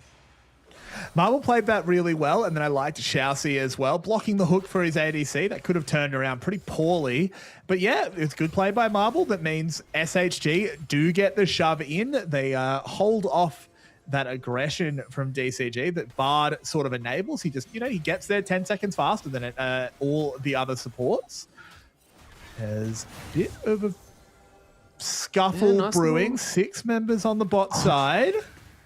Oh, Van 1 is a dangerous place to be, because we do know that it is Pop9 up on the other side. There's a charge going forward. Arya has to flash straight on in. Oh, did not land the shockwave. Florin is around this map, getting so much free space to move around. But now they're looking at this dragon. You can already see Pop9, first one on it. Hook does go through. Let's see if they get the cyclone off. Xiaoxi is so low. Van 1 going over the flash away, keeps them alive a little bit longer. Fang walked onto the decoy cyclone, and now that cyclone is gone, it should just be a free dragon for DCG. And I love this play by DCG. They call Florin's ultimate down. They just force Arya to flash an ult. They don't really care about actually getting the kill onto him. They know they're not going to. But if the Orianna has no flash, has no ult, this team comp cannot fight for the first dragon. It was a little bit aggressive by Xiaoxi, nearly sort of overcooks it, but gets out in the end. It doesn't matter. There's no contest from SHG because they can't do it. They don't have that big team fight ultimate. Marble obviously isn't even in his first item yet, as is expected, of course. Can't get anything done. Really, again, DCG just seem to have the game plan on lock. They're executing it well. Florin lost very little on the top side. When you make a play like that with your Scion, you kind of are accepting, yeah, our Scion's going to be losing this matchup, so whatever. We sack his individual lane just a little bit more. Who cares? The issue is Florin is playing so well that the little bit of sacking doesn't even get Evie in front. Yeah, they're equal in CS, still no kills on the board. It's just a single dragon to the name of DCG, and this is Evie just feeling so far out of his element. Usually we saw him most of the split in such control and actually maintaining these leads, but also putting in the pressure, actually being that sort of force of nature that is causing the top laners to be disrupted. But Florin, the Ronin, he's a different beast. He has read the match and he says, I know exactly how Evie wants to play this. I can cover it, guys, because we do know Florin is this top lane sort of player that really identifies their position, or at least their role in the game. And being put onto the tank Scion, it just opens them up to be like, guys, I know what I'm doing. I'm just here to be a disruptor. I can just keep them at bay, and I really love to see it. This is a very different DCG, and they're in a great spot. They've just picked up all 3 Void Grubs. Yeah, all 3 Void Grubs. The first dragon, these initial moves as Arya chunked out. Hongshu showing why this Cassiopeia, and in they go. Oh, it's not going to be enough. There's the Petrifying Gaze. First blood over to Hongshu. It was red, it was delivered, and it was just too easy for DCG. Perfect play there, just set up on the back of Hongshu, just chunking Arya out. It was that early play as well from Florida. This is a well-oiled machine. DCG are here to play. And I'm here for it, Carrick. They know exactly what they needed to do. SHG been really struggling to just keep what was good, but now it is Evie just trying to stop Florin from backing. Still down a little bit, just holding these waves. But wow, okay, first blood was incredible, and Hongshu now has a huge lead over Arya. This team that we've been giving so much praise to all split long is not looking up to snuff, in my opinion, Carrick. I want to see SHG do better, but you know what? I'm just glad that we're seeing Real of DCG show up in big form. I mean, incredible form, really. I'm honestly just like kind of getting my head around this. DCG, where has this been for the last few weeks? They've just been sort of leveling up. They've been in the hyperbolic time chamber, it seems, because they are taking it to this. Feng wants to get it back. Straight over the wall, looking to go straight onto it, but Marble able to walk away. But Lightning Crash was good. It was a lot of damage. Fang's looking for a little bit more, posturing very aggressively, and Chelsea living in their jungle. Oh, no. Okay, Pop9, you don't know. It's okay. They don't quite know. So Marble will get away with his life, but he loses a wave. He loses tower plates, all just for the ult of Feng. And Chelsea, again, just playing bouncer. They can't get to the bot lane to try and help out because they have to walk through this bard. It's more minions dying to the tower, and Marble still doesn't really feel safe to step up. He's only just getting there now as fight in the mid. Okay. Arya able to just sidestep. Nice little stutter step does stop that gaze from really doing its damage. But you got to be worrying about, as this game goes on, Rod of Ages is halfway to completion for Cassiopeia. So Hongshu going to be scaling quite big, and I worry if Arya is going to have the game that they really need to have in this series. Because look, Hongshu's unrelenting. Yeah, and this is the insane thing, is that I think Arya has had such an incredible split. He has at times been the best mid laner in the comp. He's been incredibly competitive with players like RS, like Dire. But today, it just looks like Hongshu has the better of him, even in matchups that I think Arya would have been happy with. You know, they put a lot of draft priority into getting this Orianna, and so far it's just not working out. And you can see as well, a nice little smash goes forward. Evie doing a good job trying to stabilize this topside matchup, but it is still Florin doing a really good job keeping him at bay, and it's just all on the back of a really nice completed item called Thorn Mail. So if you want to verse Zahan at any point in time, folks out there, build Thorn Mail. Anti-heal's your best friend, and it's just going to mitigate so much as, again, Pop9 first to the objective is going to lock it down. It's 2 dragons apiece, and this is DCG in their element starting to stack the dragons. And look at the vision line around that dragon as well. There, you can't quite see it because Vista is now starting to clear it out. But there were just like a ring of control wards and normal wards all around that red buff area. They knew. You can guess. Like if you're a professional player, a high-level League of Legends player, you kind of know that SHG aren't contesting that dragon. You kind of know that just by how the game is going, but why let them have the chance to inject some chaos, excuse me, to sort of get things going? They just have the vision. They're not being lazy. They're being really fastidious with it. And I love that because Marble is having a good game. He's farmed up. He has that Essence Fever. He had a good game one. Hang on, here we go. All right. Pop9 goes straight in, cease and desist. Marble staying alive, but trying to get underneath. But no, that's the Tempered Fate holding him back. Needs to survive a little bit longer. It is Chelsea picking up the kill. It's a double in this bot side. Fang picks up Vista, and it's DCG in complete control once again. And this plays into exactly what I was saying. I think Marble is doing exactly what he has to do. But unfortunately, it's just DCG with a stranglehold. They threw that initial aggression at him, and so he flashed away. I was like, oh, wow, he's actually... We'll have a look at it here. He spell shields the damage. Unfortunately, he would love to still have that spell shield up. He obviously doesn't know what's about to happen.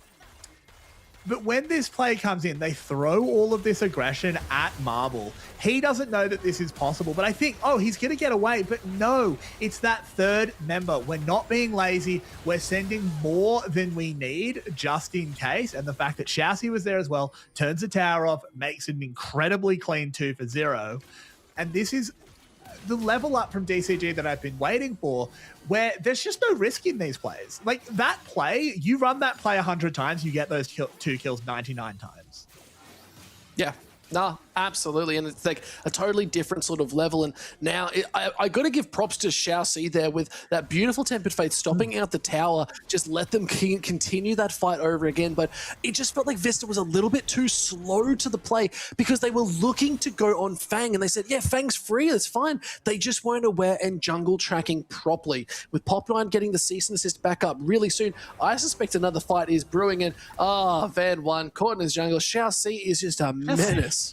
Shousey's been everywhere. What a performance from him so far. And Bard is such an interesting champion where you don't necessarily spot everything that a Bard's doing.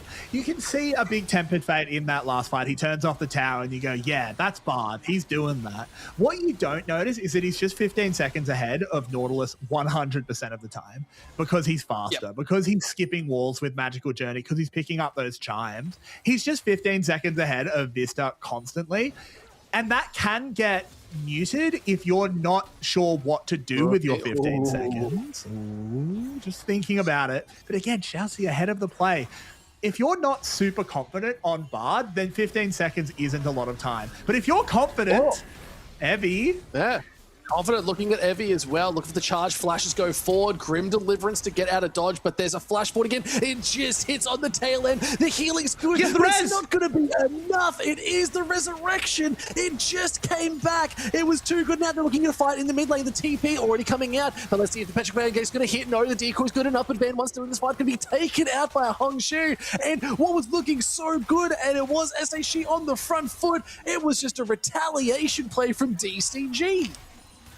I mean, is there a Fiora on the map? Because it looks like the riposte just hit. SHG, as you said, on the front foot, go for the kill, but DCG just fend them off perfectly.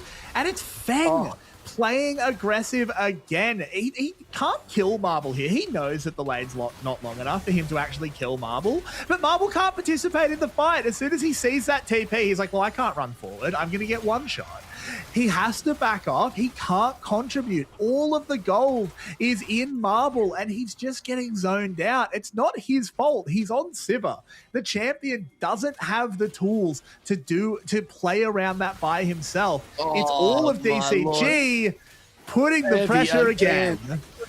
Caught out once more. Cannot survive this again. It's a 3-0 Hongshu. This man's been playing incredible, but it's in the hands of Pop9, feeding him every kill. It's a huge gold lead. It's at 5k gold lead now, with only 5 kills on the board for DCG. It's only 17 minutes, Carricks, and this is a team that had struggled all split long, and it was only until maybe the 5th, 6th, 7th week where they really started to stand up and take it to these teams. And again, Fang is just insane going forward, actually charged through. There's the Tempered Fate as well. Now they're looking to to go back onto it. Where is Vista going? Another kill for Fang, who's tanking these towers without a care in the world. They're on Dragon Soul Point yet again in game 2. And what was a 5k gold lead, Carrix, is now 6.3. Yeah, and this is such a huge problem, is that nobody's even close. Oh my word, they're going on Evie again. Grim Deliverance to avoid a Petrifying Gaze hits. Hongshu's tanking it up, but too deep under the Carrix. This game's insane. This game is insane. I do want to just point out, while we have a chance, if you look at this replay, Feng starts this fight. He's at 2 items. No one else on the map is even close. He has that experimental hex plate. He has all of the damage. Marble takes just pretty much just the lightning crash and then 1 or 2 little rat-a-tats from the gun. And he's out of the fight. They're forced back. They blow one up onto Vista. This Nautilus can't participate in the game. I mean, I just saw them walking towards this and said, surely you're not going for a 25-minute Baron. But no, we're not even at 25 minutes. This is a Rift Herald. This game has just been so action-packed. Yeah, and I think Van1 has to be very careful here because it is a very strong opposition they're up against. Xiaoxi is just putting the hurt on. Hongshu, Fang have so much damage. Ultimates basically all up. There it is. There's Miasma going forward. Petrifying Gaze is not available, but still there's the charge forward. It is going to be the Fly Scion. It's Florin doing it. Red team actually takes it. It is DCG picking up the Rift Herald. Florin picked up Vista. Tempered Fate goes down. They're catching out Evie. Now Marble's not long for this world. Flashes forward from Hongshu, looking for more, gets the pop blossom, but there's not enough. It's not even as a blast cone, it's all too much. Now Van1's trying to hold on, get a kill back. Hongshu's just too big. Ari is on the run, so is Evie. They're trying to turn this fight around, but the goal diff is just too much. Flash out from Arya, it's all on Evie. The Grim Deliverance goes up, he gets the kill. He's going to get the revive, but he's in a 1v3, 1v4-2. He's not long for this world. Sees the Sis goes right back in onto Arya, picked on up. Evie, nowhere to go. It is Fang picking up the kills and a huge play yet again for DCG. DCG firing on all cylinders here, Pike. They are going absolutely wild with it. And it is being just led by Feng. This Zeri completely unstoppable. Let's have a look at this replay because it was a fight out of nowhere. You think, oh, we hooked the Zeri. This has to be going well. But he's too tanky once he gets the ultimate off that hex plate. Just making sure that he stays alive. They have no access onto him. And what do you do as soon as that front line falls? Again, Marble, unable to participate, lives for a huge amount of time here. In fact, just lives the entire time. As they're just trying to get something done, but unfortunately their front line just isn't holding up to it. Evie isn't really able to peel well enough. He does well on the back half of this. That was a 900 gold shutdown. This Zahen does have some gold behind him now, but the champion just doesn't keep Marble in the fight, and I think that's what we have to be doing if we're SHG. Yeah, and it was looking like the perfect game for DCG too. It was SHG that had the first perfect game in week 1, but now, okay, they're catching out one. Xiaoxi in the magical journey cannot get too far. And you know what? The caster curse was real again, because I was going to say it before, but I didn't want to curse it. But now it is 2 kills over to SHG, but 10 comfortably for DCG. 7.3k gold lead, and the dragon is up in a minute's time. Exactly. Everything working out for them. In a minute, we might have another item for Feng. I'm not sure of his individual gold exactly, but he's already got a BF sword. He can't be too far off. Will be interesting to see what he picks up on this reset. And yeah, that is a one-sided graph. Marble will be nowhere near his third item. There it is. The Infinity Edge is finished. 3 items, Zeri. Problems have arrived. Well, I say arrived. They've been here. Yeah, they've been here for a while, and they've sort of just dug a nice big trench. They're saying, I'm living here, guys. I'm a little hobbit in my hobbit hole. I'm getting ready to plant my garden because you're all going to have a tombstone at the front fence, because that is a dangerous area. It's a 4k gold lead just on Fang alone. It has been DCG keeping Marble out of this game for so long. Now they're looking for something. They're looking for it. They find Hongshu. Led, but Hongshu is here. Him with a cyclone. They pick up one, but there's the unstoppable onslaught. It is Florin flashing forward, trying to go on Marble. They're trying to keep him alive, but no, it's not going to be enough as Vista. There's already been taken out. Aria on the backside, taken so low. Where do they go? The lightning crash was good. Here comes Evie looking for more, but it's Fang. It's Fang doing all the damage. The double kill's good. It's a little bit more. The triple's even better. Let's see if they can make it to Quadra. Crashing over the Quadra kill for Fang is all she wrote. This Seri is blasting their way onto the Rift. Feng with the drive-by at the end to pick up the Quadra. What a performance from him. If you had told me that Feng would just be gapping Marble, I would not have believed you. But here we are. He's 7-0, 3 items. The Dragon Soul secured. DCG, I think they've got game 2 locked up. They might be looking at the next round of the knockouts.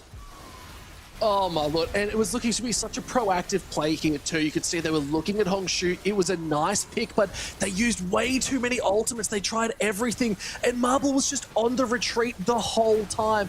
But then it was Fang. They need to prioritize this AD carry, and it's just so hard because the mobility is insane. Marble still just gets out here. The triple confirmed, and then straight over. Ball one channel, straight onto the next, and hits it with the lightning strike. The drive-by, like you said, was so good.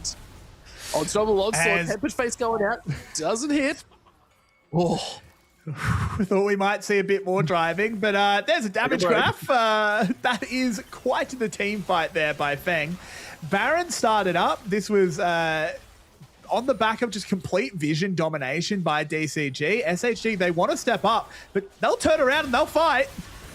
Yeah, TP is going straight back in. It's on the back line. Pop 9 is very low already, but Vista's now taken well below half health. But scratch that. I think they're just going to be taken out right here, right now. The lightning crashing in. The petrifying gaze is absolutely devastating. The Grim Deliverance is good, but it is still Fang doing absolutely everything. Smashes go forward. The trade of gold is even better. The shutdown is nice, but it's still an ace going over to DCG. And it's only by the skin of their teeth that I think they'll avert a Baron. DCG look like they're going to start it up. 30 seconds on Pop 9 and Fang. I think they get it anyway. Cassiopeia takes this really fast. Yeah, and you got Florin, you got Xiao C. They're pretty tanky right now. I think, the damage is so crazy from Fang. It's so crazy. I mean, we need a replay of that one because that lightning crash, I feel like underselling it a little bit. I don't know, lightning crash, lightning apocalypse or something is what that one looked like. As that was, I'm caught in the middle of a storm on top of a hill and I'm holding up a copper rod. Yeah. Baron secured. DCG, they got all 5. They waited for the respawns. Let's have a look at this replay. It actually starts out pretty well for SHG. Pop 9 a little bit too aggressive, gets chunked down, but it's Vista missing this hook. He doesn't turn on his aftershock for so long. He just gets chunked out and then bang.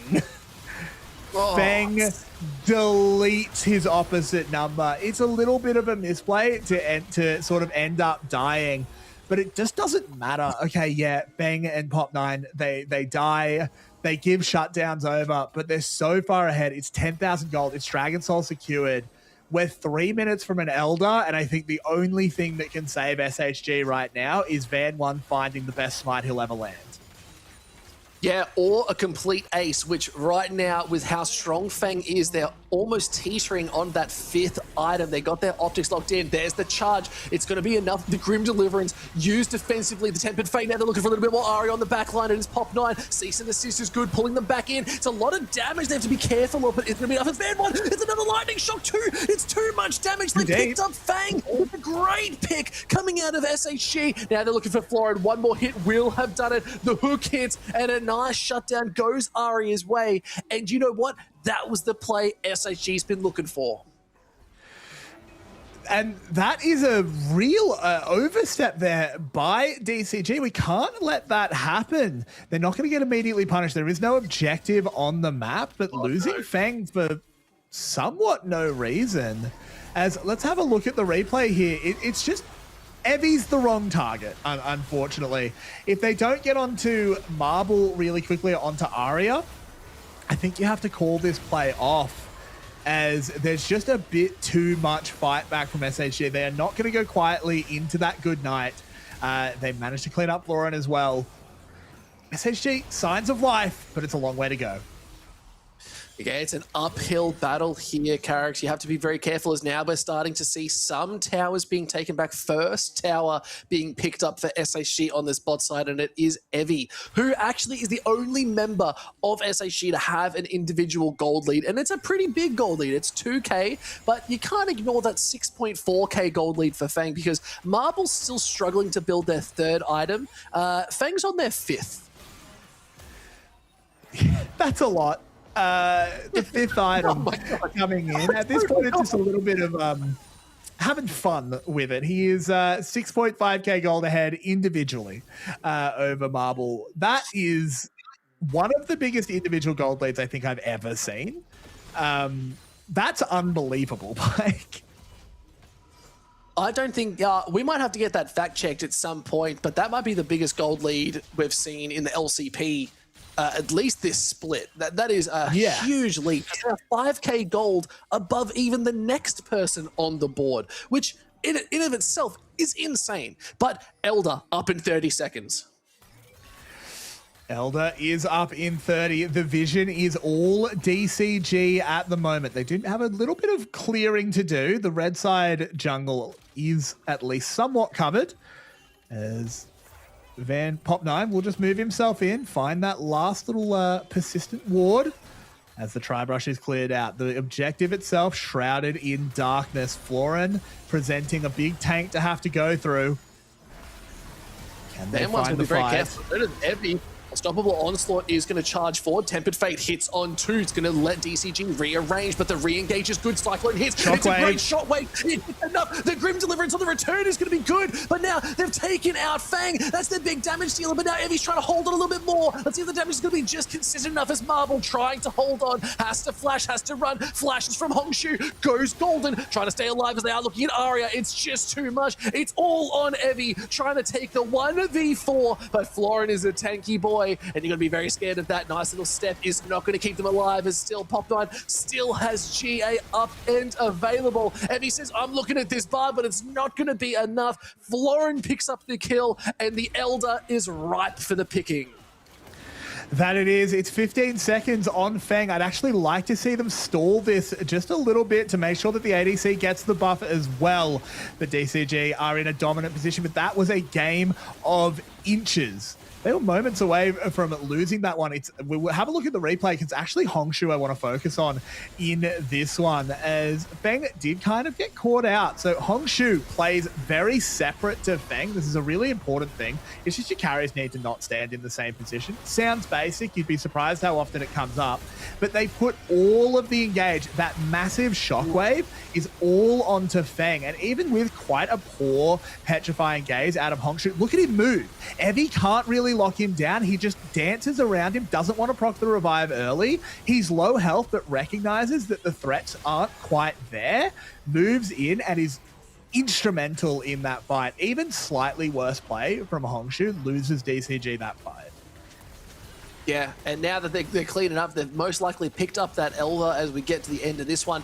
I feel like Fang probably will have it. They weren't taking it incredibly fast, but yep, that's all 5 members with the Elder buff on it. Now SHG's identified who they need to target, but now it's so much harder. You need to kill Fang twice in order to be able to get through this, as the GA has been picked up. It's so much damage, and Fang is it's 5 items, now looking at their 6, and Baron's just started. Fang is not even doing it yet, and it's already down to 12k health, and I think this one's just gone. SHG cannot go near it. No, they can't step up at all. If you go near Feng at the moment, I think I want to see it. Does Lightning Crash one-shot Marble with Elder Dragon? I think it might get very, very close. If he gets caught in that, a Lightning Crash plus an auto attack definitely will. As the 5th item is completed, it's a GA, just as like added security, like a little bit of a security blanket, just making sure Feng feels great while he's putting on a carry performance. They break a tower. They're going to break the base. Pyke, I think we can see 2-0 very near in our future. Yeah, looking to take this series if they want, but it's still another game after this. It's still a best of 5 here, Carrick's, but they've opened up the base topside only now with an inhib. They're looking at this mid as well. Tier 3 is down. Now there's the Tempered Fate going forward, looking for the aggression, but the flash was not used. It was just a little bit of that proto moving forward. Now it's about holding on. Cease and desist goes forward. There's the charge. It's just too much. The Elder just gets the execute. It is going to be DCG looking to close out these crossroads. They grim deliverances. The jump! Oh, the lightning crash just absolutely blasted its way through. The double kill was absolutely huge, and it is going to be Relove DCG taking us to series point at game 3. DCG, oh my gosh, this is a crazy performance. Feng and Hongshu having some of their things, and that man right there might be the only one who predicted today right. Look, the Teemo hat definitely gives power to those who have it. Like, that is the big thing. But wow, what a huge game out of Fang. Gotta be that most likely it's either Pop9 or Fang as the MVP if they close out this next game. SHG, they've just dropped and dropped as these series have gone on, all split long, and I'm so nervous for them now. They're on the back foot. They are one game away from losing it all and getting punted out of their split 2 and not progressing any further. But this is Relove DCG's element. They are in full control. They know exactly where to go, what they want to do, when they want to do it, and SHG have no answers. They seemingly don't. I liked this composition. I think they got a lot of what they wanted. But unfortunately, right now, it's just a bit of a hand stiff as Feng is just... What do you do in the face of such reckless skill? 5 champion ban out Fang. That's the only solution. Downside, you're going to let everyone else have a really good time, but Fang's going to have a bad time. But right now, I don't know what SHG can really do. I just think they have just... It is really DCG inside SHG's minds and just brain controlling everything. And Fang is at the helm doing such a good job at it. Exactly. And I mean, a lot of these replays are just going to be a bit of a Fang highlight reel. Oh, maybe not this one. As he did start that one off getting hooked. But he plays the rest of the fight really well. He actually, still comes in the back half.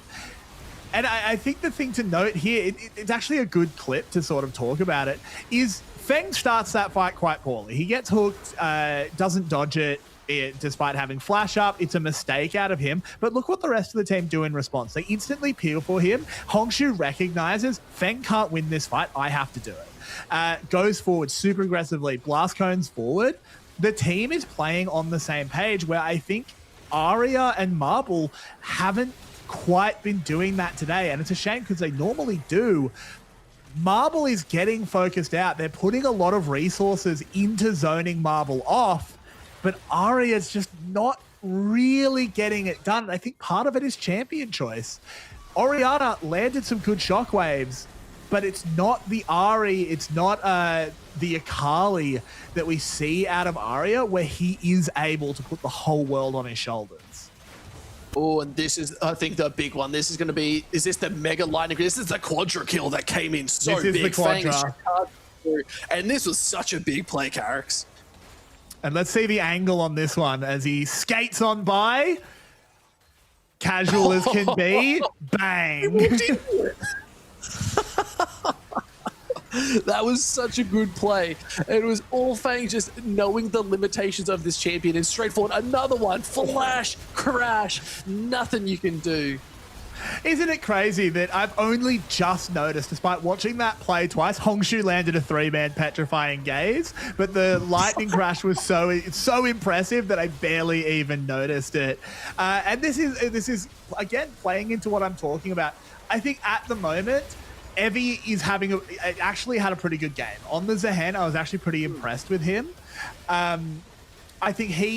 I think you could say him and Florin both performed at roughly the same level. I do think Vista had a bit of an off game, but I just think where the big gap at the moment is the carries for SHG compared to their counterparts We need to see Marble and Arya getting on the same page if they're going to try and get this reverse sweep going.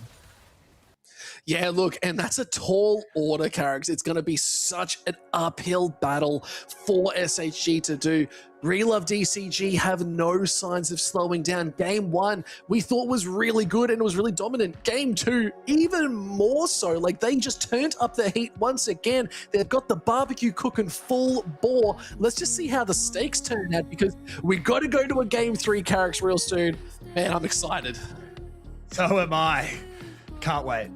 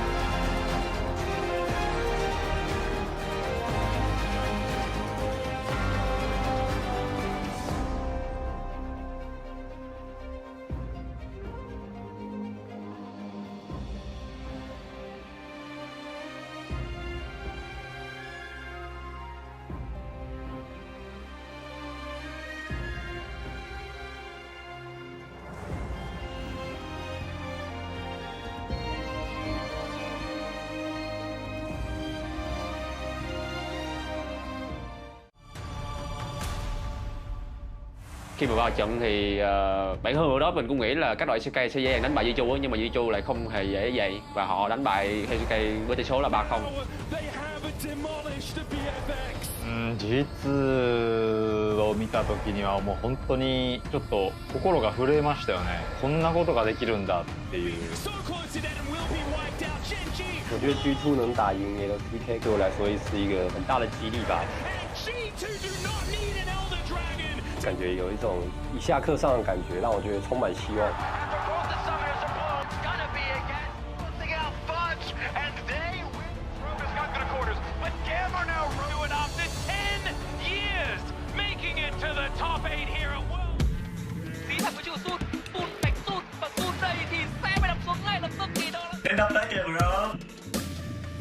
Câu chuyện của chúng tôi sẽ bắt đầu từ bây giờ. Và Phong vào đây cũng cắn chẽ, ta đã bị dùng cùi chỏ. Haki tới bắn tay, tiếc quá. Haki. 1, 2, 3, 4, 5, 6, 7, 8, 9. Tôi tin chúng ta có thể làm được. Một vài lùi về, đóng quay lần 2, nhưng sau đó là bóng đai tay kỹ rồi. Kia ra được quẩy, triple kill. 俺たちが勝ちます。下から引き上がってマーブル安全な勢いを取って、そしてテレポートを返していく SHG、右を寄せて一気に反転だ。バンが一応が该写结局的时候到了。倒追倒踢，也是能队友先击，好，但接下来踢到第这边秒杀掉了。这边辅助换辅助 ，Red 往前一个顶上。现在开始一步都不能错。有在这边拼死掉的攻击，风倒下，还在滑，还在滑，往前点，中了这边红手小兵很高，哇，先击不。 Chúng tôi sẽ có mặt tại MRA. Chúng tôi sẽ ở đó. 無敵？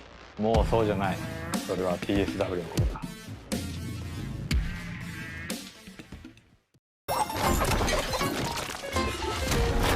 シェフを呼んでくれ。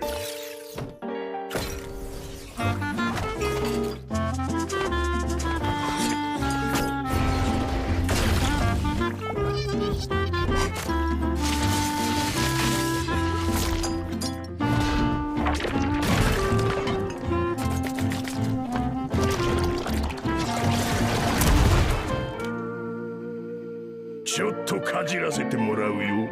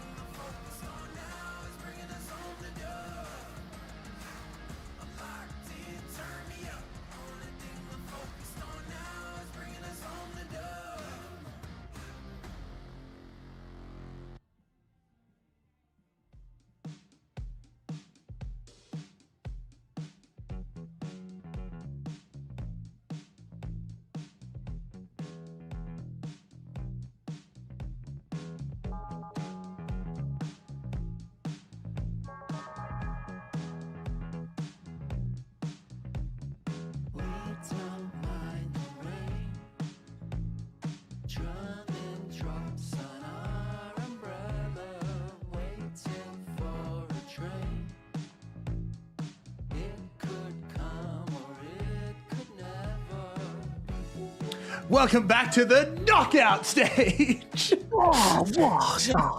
Too much for me, man. Wow, character here and Real Love DCG are looking fierce. They are looking absolutely unstoppable as they're up 2-0, and Feng, I mean, he had his wheat mix this morning. Oh, look, I think he's had more than that. He's had his wheat bix, he's had the nice banana, he maybe had a mango to make a man go, because this guy is on fire. He is pushing forward so hard, and big props. He's only had one other Zeri game this entire split, and it's 100% win rate so far. He had a KDA of 18. Do not let Fang have Zeri ever again, because that was a world-class performance. World class. I think he might be hitting the galactic classes with that one. If they don't find an answer to Feng and sort of the backup player, and I say it's crazy to say backup player when Hongshu played as well as he did. I think that just shows what Feng was doing. Of Hongshu, they're in trouble. You and I both predicted 3-1 for SHG, so we're already wrong. I guess the question just becomes, what are the mechanisms for a reverse sweep? It's already hard. Reverse sweeps are almost impossible, but I don't even really know where this one begins.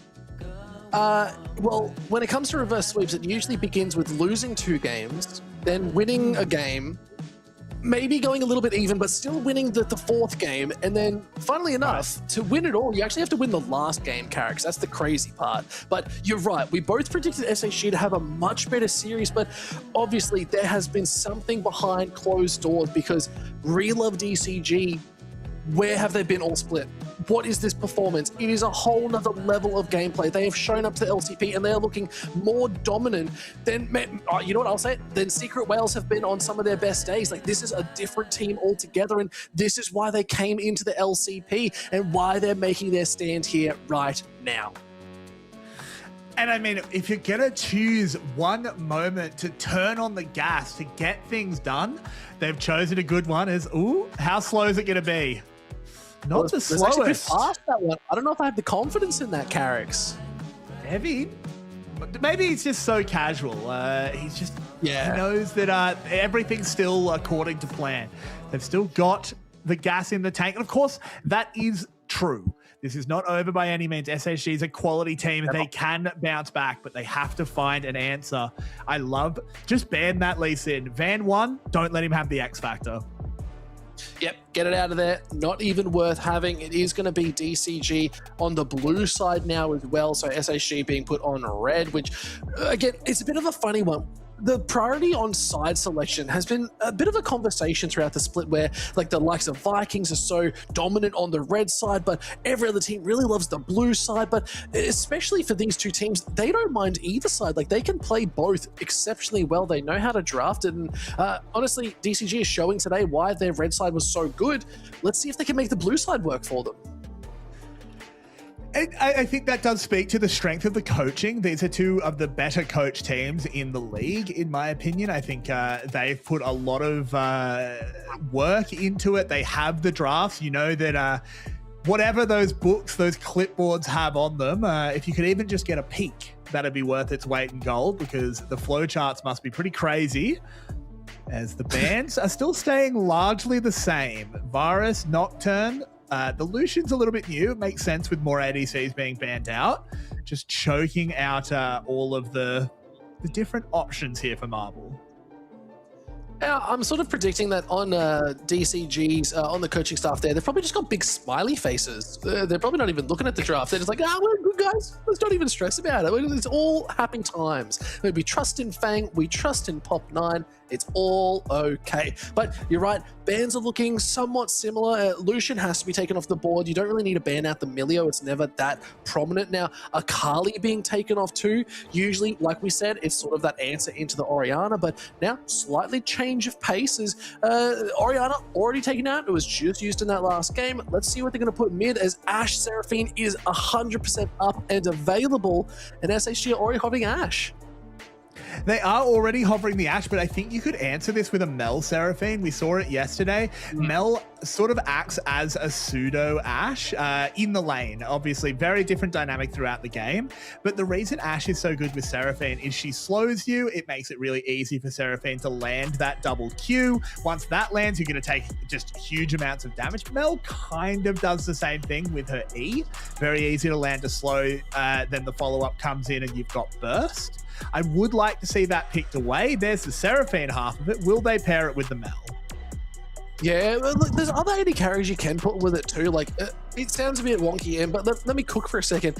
I've been harping on about Kai'Sa for a while now, and I think Kai'Sa can actually work fairly well. It's rough into the Ashe, but when you are playing like the Seraphine, even with an Annie here too, you're looking for more just like the burst dive.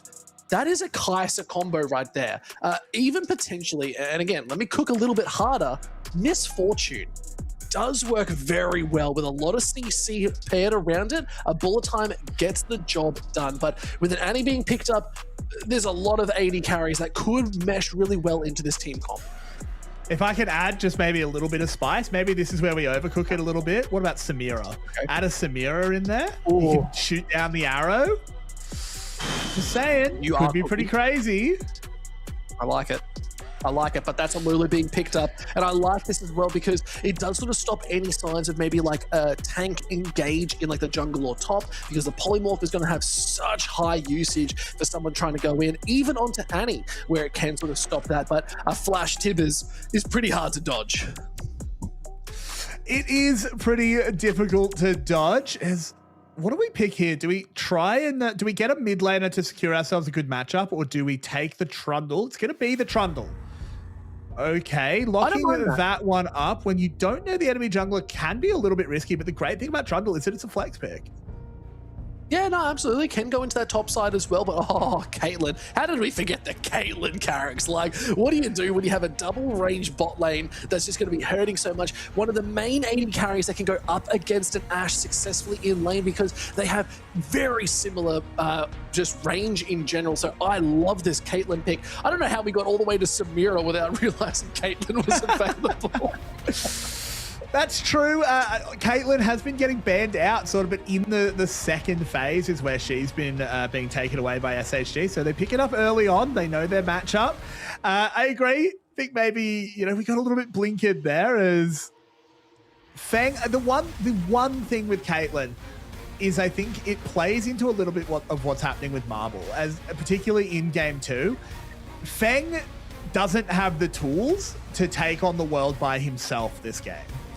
He's on Caitlyn. Caitlyn can do a huge amount of damage, but her most whoa, hype ability is 90 caliber net. It's not much. Need the team to play around him. Need the team to enable Feng rather than Feng enabling the team this time. This is my goat the most serious man ever. He's locked in. Is he a secret coach? And he's just I'm mind beaming everything onto the stage right now. He knows exactly what he's doing. It's a lot of confidence to probably whip out the ChatGPT AI art in the middle of the broadcast, but I'm here for it. As we're seeing some good bans coming in, we see the Aurora, Mel as well being taken off the board, but same with the Pantheon. So sort of stopping out that really nice CC into the follow-up. I really like this Pantheon ban. I want to see it played more. I actually think it was used so well early on in the split. It just hasn't had the same sort of impact. Pantheon is a weird one in that I still think he's worthy of bans and picks, but when you actually watch him, the weaknesses are a lot more pronounced. Now, Jax would be an interesting one here. Ooh, why do you like the Jax?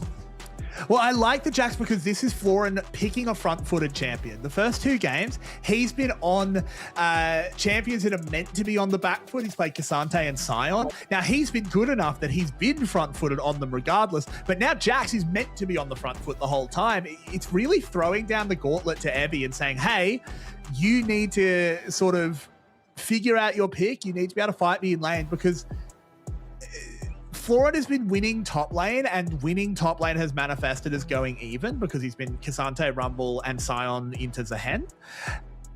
if you win lane on Jax, it is not going even. It's I'm going to win by 30 CS, and the answer is Renekton.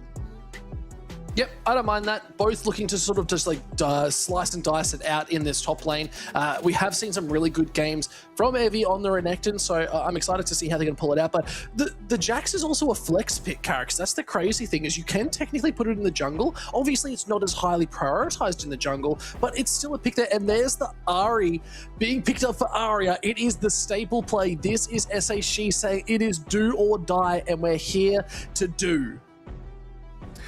I like this a lot. This was the Ahri. I was going to say the one problem with the Ahri is that since you can't pair it with the Vi, its traditional pairing is gone. It's Gnar being hovered. Is this going to be a Jax jungle pivot? I thought I called it. But I like the Gnar here, like it does open up a lot. Like the Jax jungle still can go and contest a lot of these dragons and objectives too. So it's a very similar sort of vein of like the Trundle, where they're very good at just going to objectives and doing them fast. Trundle is like one of these tower munchers, but so can Jax. And now that Gnar has been picked up, it's going to be so much harder for Evie to really be able to be in this lane. We saw it last night. It just got absolutely bullied out, and it's just going to give so much more space. Yeah, I like this a lot. It's a bait as well. They get the Renekton counter pick. They force, then they switch it up. They get to get a counter pick of their own. Really expertly done here by DCG. I'm a little bit worried about the rest of our playoffs. This is how DCG is sort of running things. We've got a dark horse. Look, they're not scared to play it fast and loose. Like this is the difference in drafting. It's like knowing to pick these champions that have a bit of an interesting mesh around it. So the Jax jungle definitely out of meta, not really something we've seen a lot of, but the rest of the team comp works incredibly well. And you sort of talked about how this Caitlyn doesn't really have those star-studded moments. And you talked about the 90 caliber net being like, oh, that was a pretty cool play. You know what's a pretty cool play? Just sort of locking onto someone from half the map away and be like, yeah, hold on, and boom, get out of here with that ace in the hole. The ace in the hole, always a fun one to watch, because that ultimate is either the most hype or the least hype ultimate in the game. SHG win. Sorry. It's just these two guys. One guy's like, yeah, SHG. This guy's just frozen in position. Like, yeah, I don't know what to do on camera. Oh, poor guy. I like to think he was actually just doing the slowest Evie thumbs up of all time. He started before game one and he's just gotten to like his forehead. By the time the reverse sweep is finished, he'll have the thumbs up down. He'll be back next week and he'll still be going. It'll be a whole new series. It'll be like, oh, wait, SHG's not on tonight? What's going on? But no, we're getting ready. The drafts are looking good. What's your prediction for this game, though, Carrick? Purely off draft, who do you think has it? I really like what DCG have put together here. I think the swaps at the end made a lot of sense. I like that Florin can put his best foot forward. I have to call DCG here. Yeah, look, I think the Caitlyn is going to be a nice one. Headshots are going to do a lot of damage. I feel like the Crystal Arrow, yeah, the Mel was banned, but I think the Crystal Arrow, it is a fairly predictable ultimate to see, unless it's almost point blank, which we might see, but I'm struggling to see where like the full-on engage agency is going to be. Like, it is going to be the Crystal Arrow that starts most of these fights off, unless it's Ahri being able to jump forward and using this Spirit Rush to land a charm. Outside of that, I just see so much more go button on the side of DCG. You got a flash Tibbers. You do have some nice little cupcake traps. You have an encore. You have a Mega Gnar jumping on top of you. You even have a counter strike on this Jax too. So there are so many different things that can start a fight and then get followed up on. And that is what we've seen in all of DCG's games tonight, is there's always a follow-up. And you're right, that's what we're seeing for this as well, and I'm excited to see them pull it off. I am too, and what a performance it would be if they mark themselves into the playoffs. You know, I think a lot of people, myself included, were sitting there like, man, MVK, you had the pick and you picked CFO. DCG was right there. I certainly thought they were the team that would have been easier to beat, but performing like they are right now, MVK clearly knew something I didn't, because as hard fought as last night was, I think DCG is playing on another level. Look, and this is where they've sort of shined. It's the reason they got to all the way through to the Split 1 finals. Like, they are this team that knows how to play. And when it comes to the crunch, this is a team that can really bite back. Now, we're just waiting for something to happen, most likely a little bit of a technical pause. So waiting to get into this game, but Carrix, it's game 3. Knockout stage. It's only night 2. Like, these games so far have been some of the best games arguably LCP has seen all split long. I totally agree. These have been incredibly high level. The performance that Hongshu and Feng have been putting on have individually been some of, if not like last game, being the best ADC performance this split. I'm struggling to think of one better. I'm pretty impressed by DCG. I think I've said that a few times now, but I'm going to keep saying it. I'm hoping we're heading into game soon because I'm just so G'd up and excited. I just want to get this one going. I just need to see as much damage as possible. I want to see the damage charts off the charts, if that's even possible, because we can definitely flex the size of charts, unfortunately, Carrix. But you know what? Maybe we shouldn't. Maybe we should let these charts just go off the screen, be absolutely chaotic so we can't even read them. But it's still going to be a big series. SHG really need to come in clutch here, and if they don't make something happen in this game 3, I don't know. I feel like DCG, they have a good run and they're already thinking about what to be planning against GARM next week. Well, let's not write any names in the Death Note before they're ready. As SHG, I still have faith in them. If any team can do it, I think it's them. But it's a long, long mountain to climb. I think GARM has to be a little bit scared at the moment. You got to be a little bit worried if this is the team you end up against. Of course, it's Team Secret's choice, but I know which way I'd be leaning.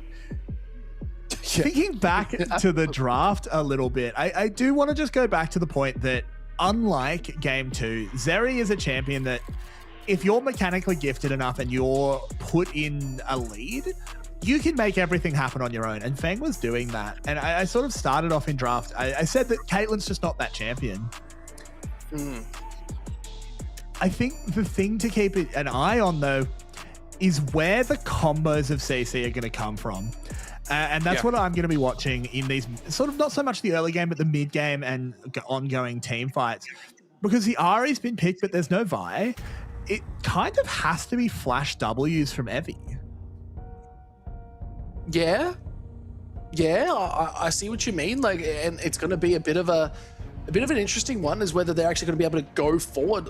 Like I said, it's where does the fight start for SHG? Like, how do they tick this over in the right direction? It's one good charm, one good crystal arrow, maybe getting caught between a rock and a hard place. And when I say that, I mean a Trundle pillar. So we'll have to see if those pillars of ice are going to be able to make it work. But maybe they've picked up the Trundle here, expecting to give over a Rift Herald, so they can just try and negate any sort of the big push with that pillar too. So maybe there's thoughts upon thoughts for what this draft really means, and maybe they're saying, okay, we're going to give a different side. I love these hand exercises from Evie as well, really keeping the arms limber and warm.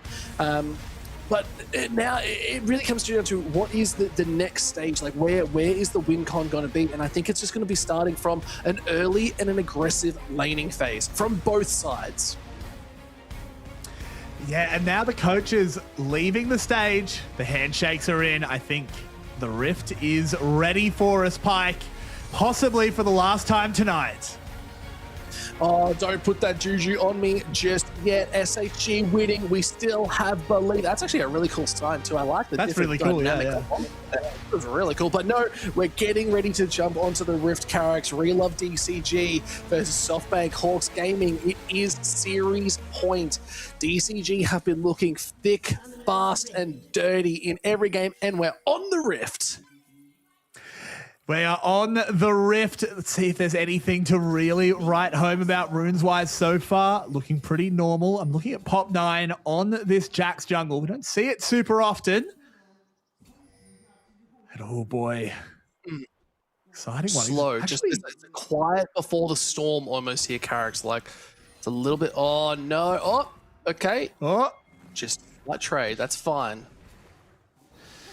Yeah, but Hongshu does show that he's taking that E level 1. Not uncommon, of course, but sometimes you like being able to threaten that maybe you have something else. But it doesn't matter. Proxy electrocute anyway. Yeah, double fights just in this mid. A lot of damage, and Vista as well. Taking a little bit of cheeky poke, but this is also one of those lanes you have to be so careful of. One false step and it's going to be a disaster, because Fang can hit you really hard. And those cupcake traps, they are actually hard to see if they're placed in just the right spot on the bush. And now Fight's breaking out, double heals are coming out. Fang is low. Marble pushing the advantage, wanting to do a bit more damage, but Xiaoxi able to hold on. Barrier is used. Double heals too. Trying to land a little bit more, but not going to hit the Peacemaker. But still, look how low there. The flash goes for double flash. Hu Fang wants blood. It's so close, and Xiaoxi is just holding on. That was incredibly close to the earliest first blood of the series. Both of them forced to reset. This is not what a Caitlyn lane wants.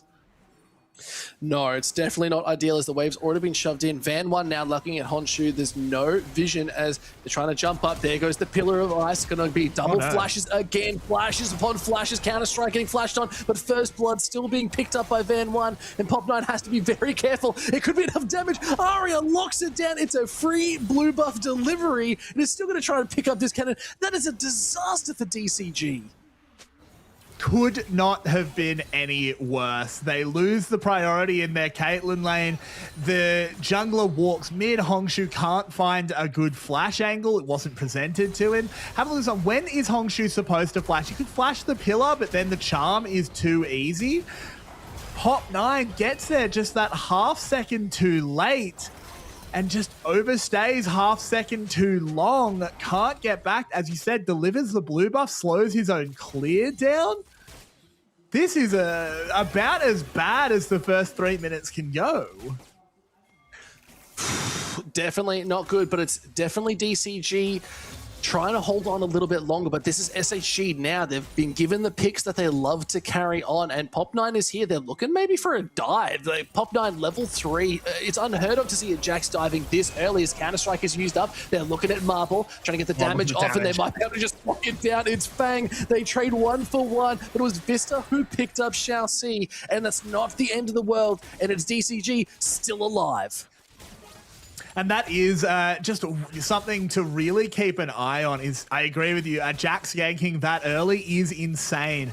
But when you can land the Counter-Strike, put the Caitlyn trap right under their feet, I'm sure we'll see it in the replay. Fang hit about 3 headshots just back to back to back. Nothing Marble could do. Yes, they trade back. It's Vista that gets the kill. Not that big a deal. And more importantly, Marble not being in lane means that he was just missing CS. He doesn't pick up any tower plates. That is a really good bit of fighting back from DCG. What's actually crazy there as well, we sort of noted that it was an early back from Fang and Xiaoxi, how it was a little bit of a disadvantage to be leaving the lane so early. They've come back and look at the CS difference now. It is Fang up once again. Now they've got a kill under their belt. They've picked up second tier boots. The movement, the attack speed is going to be very hard to deal with. So I kind of like it. The back kind of was necessary. The early aggression out of SHG's bot side, yes, solidified a little bit of a gold lead, but it's still given a little bit more to Fang, and this is the play to be watching tonight. Totally, and it's a good recognition of what the recovery condition was. Pop9, things went wrong early. Forced out of his own jungle, had to slow his clear down in really weird ways.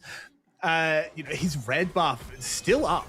He just hasn't taken it because he skipped it, went bot when they thought there was no chance that he could be there.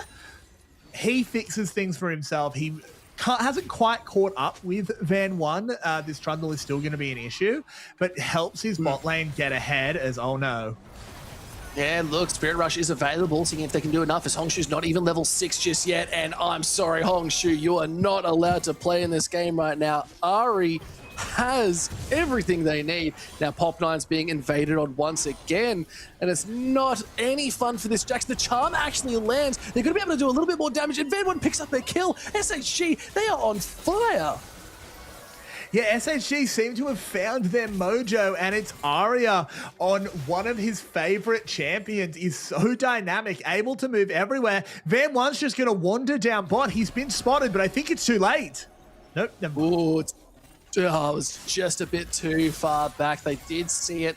Now they are able to hold on a little bit longer, but still, Dragon is up, so looking like there could be a reset as both teams getting some good vision. Mostly it is SHG. Look at all those pink wards and controls just flitted through the river.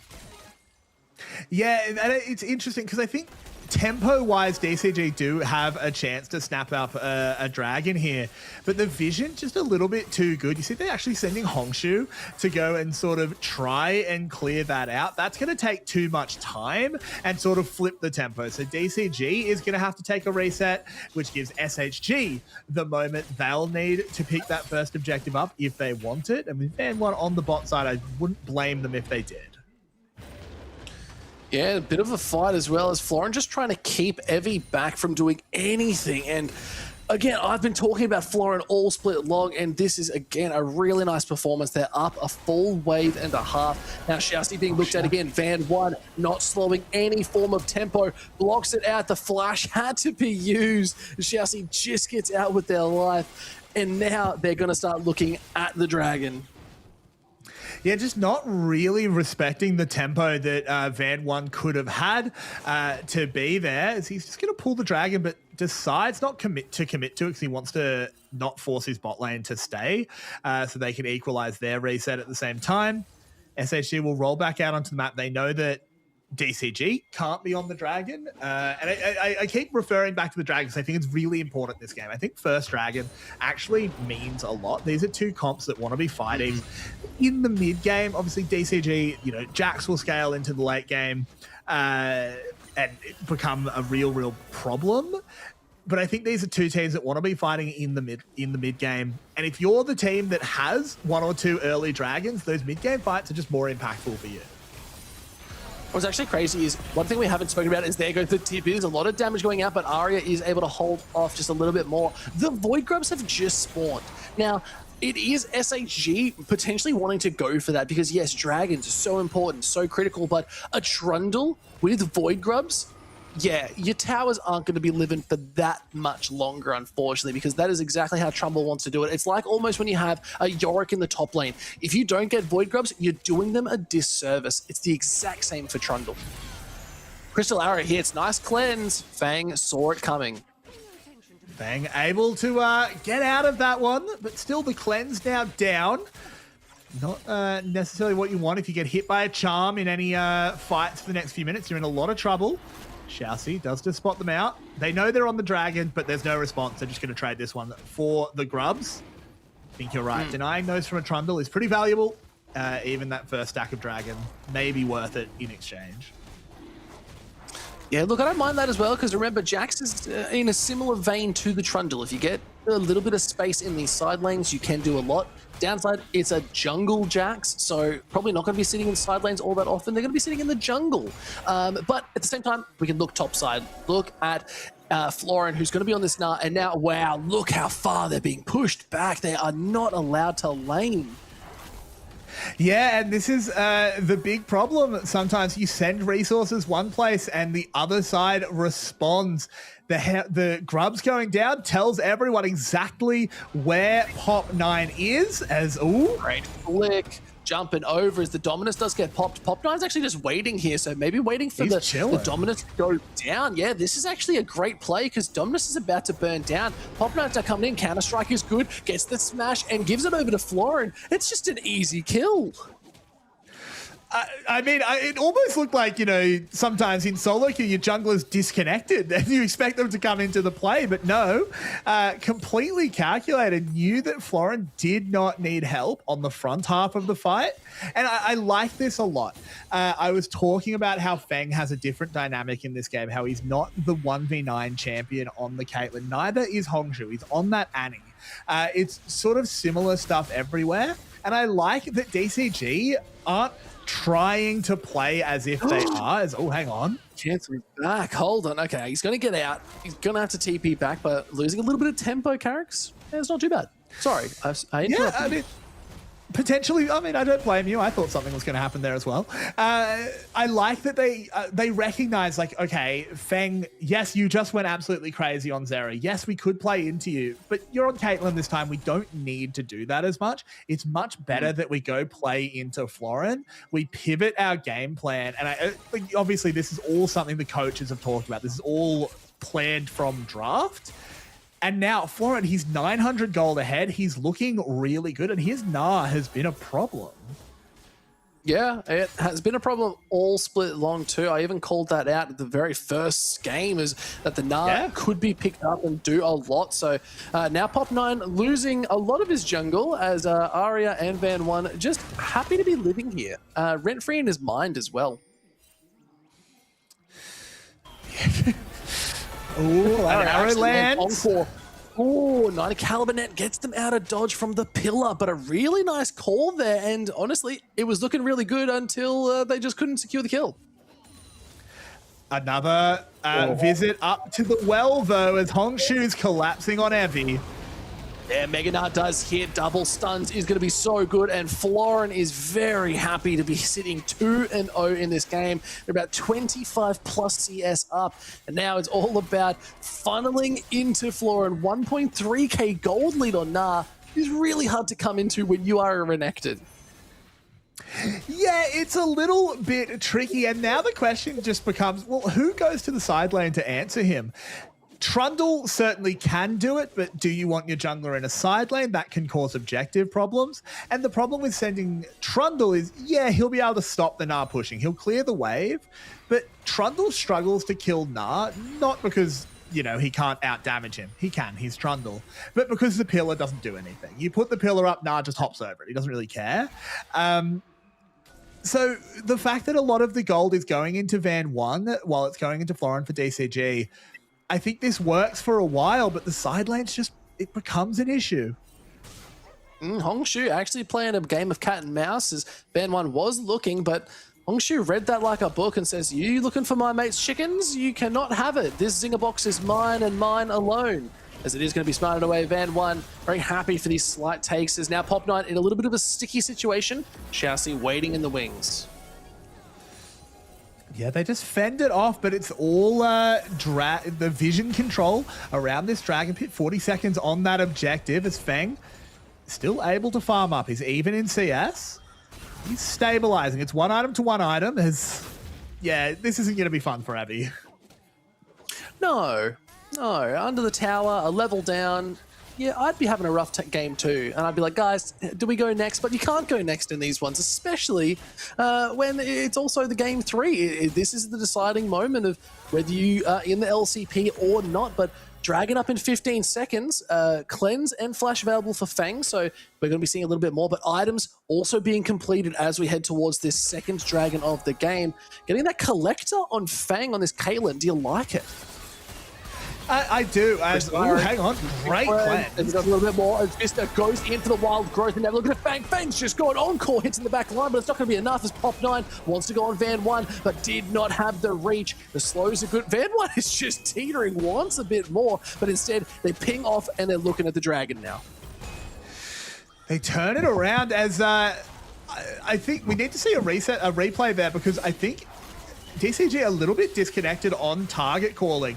There's that second Dragon. I said that there's going to be a lot of fights in the mid game, and having the first 2 Dragon takes means that every fight just means more. When you fight around the Dragon, if you're the team that's closer to Soul, it just means more. Feng gets caught here. He's actually able to Captain Jack that first one, but you can't do it again. And here's where the problem is. I think if they just keep hitting Van One, I don't think they ever kill him, but they can certainly chunk him down, make the Dragon a lot more dangerous. But Pop9 just wasn't quite on the same page as Xiaoxi. So they don't do that. They lose the objective. They are able to reset, pick themselves up a fairly safe Rift Herald. This is still a very, very close game, but it's a game of 2 sides of the map. Yeah, that's it. It's sort of being split down the middle as now Rift Herald has been secured. See if Pop9's able to pick it up, but Van One's looking at Fang. Might need to back out, a little bit overstepping, but not the end of the world. Towers are still low, but like I said, Rift Herald really good at this point in the game. There's a couple low towers they could start to prioritize. SHG knows that Evi's in the window. Pop9 and Florin are here. Meganar is almost up and available. Let's see if they can get it as the Dominus is popped. Counter-Strike is used, but no leap as it's not able to be up and available. But still, popping the Dominus at this point, not too bad, but there's no real objectives to fight over. No, there's nothing to really take at the moment. So when you force fights, you sort of have to be really, really cutthroat with it. You have to be picking up 2 or 3 kills. So, or you just keep farming. Not a bad one to do. And I think the tricky thing here is assessing which of these leads matter. And obviously every lead matters to an extent. But yes, Arya is 1,000 gold ahead of Hongshu, but it's still one item to one item. And do you care about your Annie being behind? As long as he's not cataclysmically behind. Oh, Pop9. He might for a little bit more as Meganar goes in. Crystal Arrow does actually land, but is going to be enough as another TP has been burned. Evi's on the wrong side of this map, but they don't know he's there. As Arya also joining into this fight. Van1 being jumped on. Notice that there's the Gnar going in. If enough damage is there, it's a beautiful shutdown heading over to Pop9. Now they're looking at Evi. Hongshu says, where's the rest of the team? We need to start collapsing.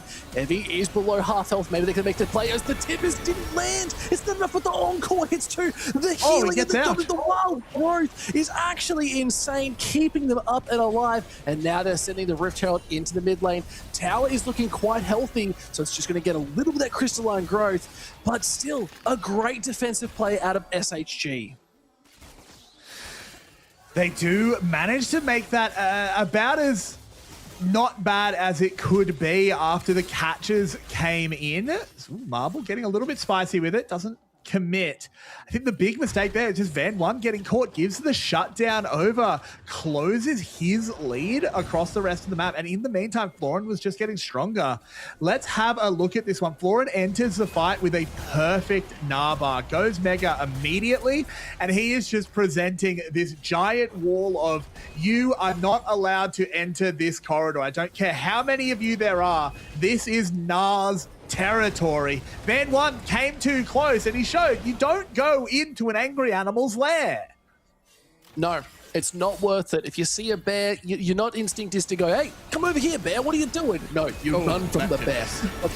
We're in the picture-in-picture, a little bit of a fight, but yeah, the survivability of Evi with that wild growth, it just shows to how clutch that champion is in the right hands, and Vista is playing quite well on it. 1-0-1, a little bit of a gold lead, but they're so relevant in a lot of these team fights. Yeah, it was a bit unfortunate. Oh, hang on, Florin does just show why the Gnar is so good against it. And speaking of being so good, it's Hongshu cleaning up Evi. No, the gold lead's now swung in the opposite direction. It is DCG coming back. Now the gold is basically even once again. It's just 300 gold difference in the space. Cancels out Vista's back. A little bit of a disrespect there, but no, really nice pickup there. They're making plays across the map. This is obviously what you want to do with the Annie as well, Carrix. It's all about having someone there, most likely a jungler, that can help you lock down the CC a little bit more. Tibbers is always good. You get the stuns, but if you get a little bit more added to it, it's really nice, and this is the play. We'll find out as the play was good. I mean, Evi has to feel pretty safe here. It's only Hongshu. But he just, I don't know, he just overstays a little bit. I guess the wave was too small. He doesn't get close enough. It looks really uneventful. I'm not sure what Evi's plan was, if that was just a bit of a planned death? Sometimes it's always nice to have a faster back, Carrix. Maybe that's what it's all about at the end of the day. And now it is DCG making their way and starting up this third dragon first. And it's a mountain soul that we haven't even touched on yet. And look at that, it was SHG in a strong lead to start this game.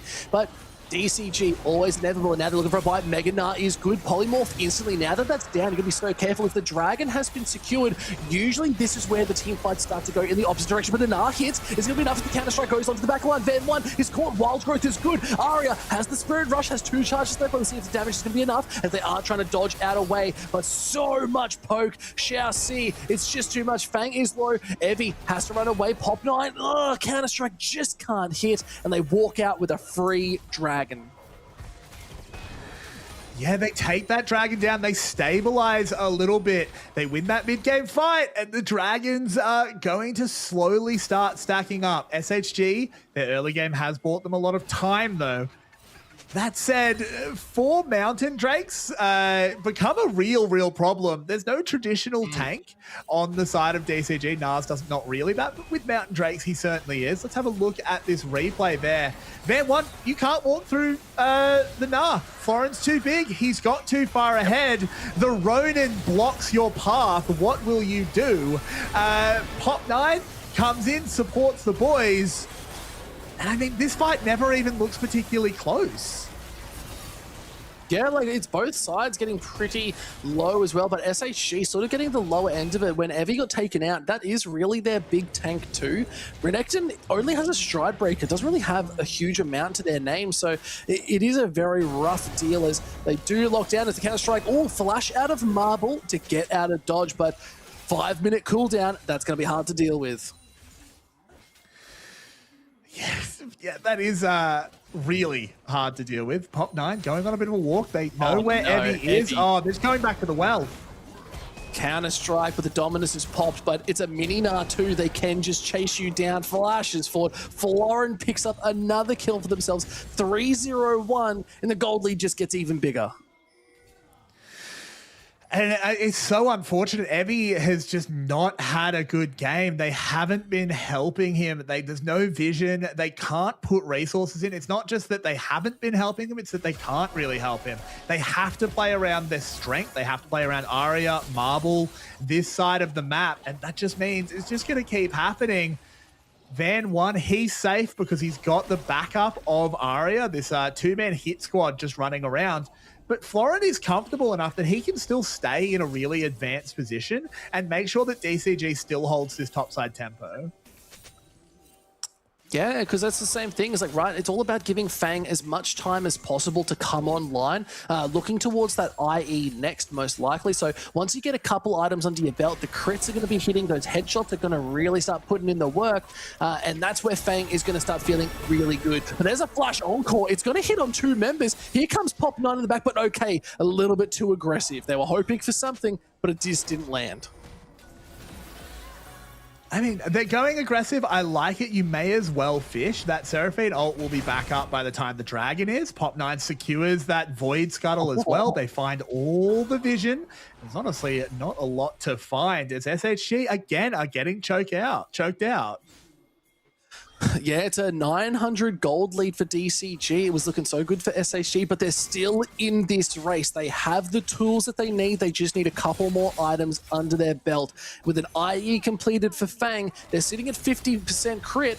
Now they're going to start looking at these towers, because if SHG can't lock them down fast enough, it could just be Florin and Pop 9 walking around the map and just taking even more.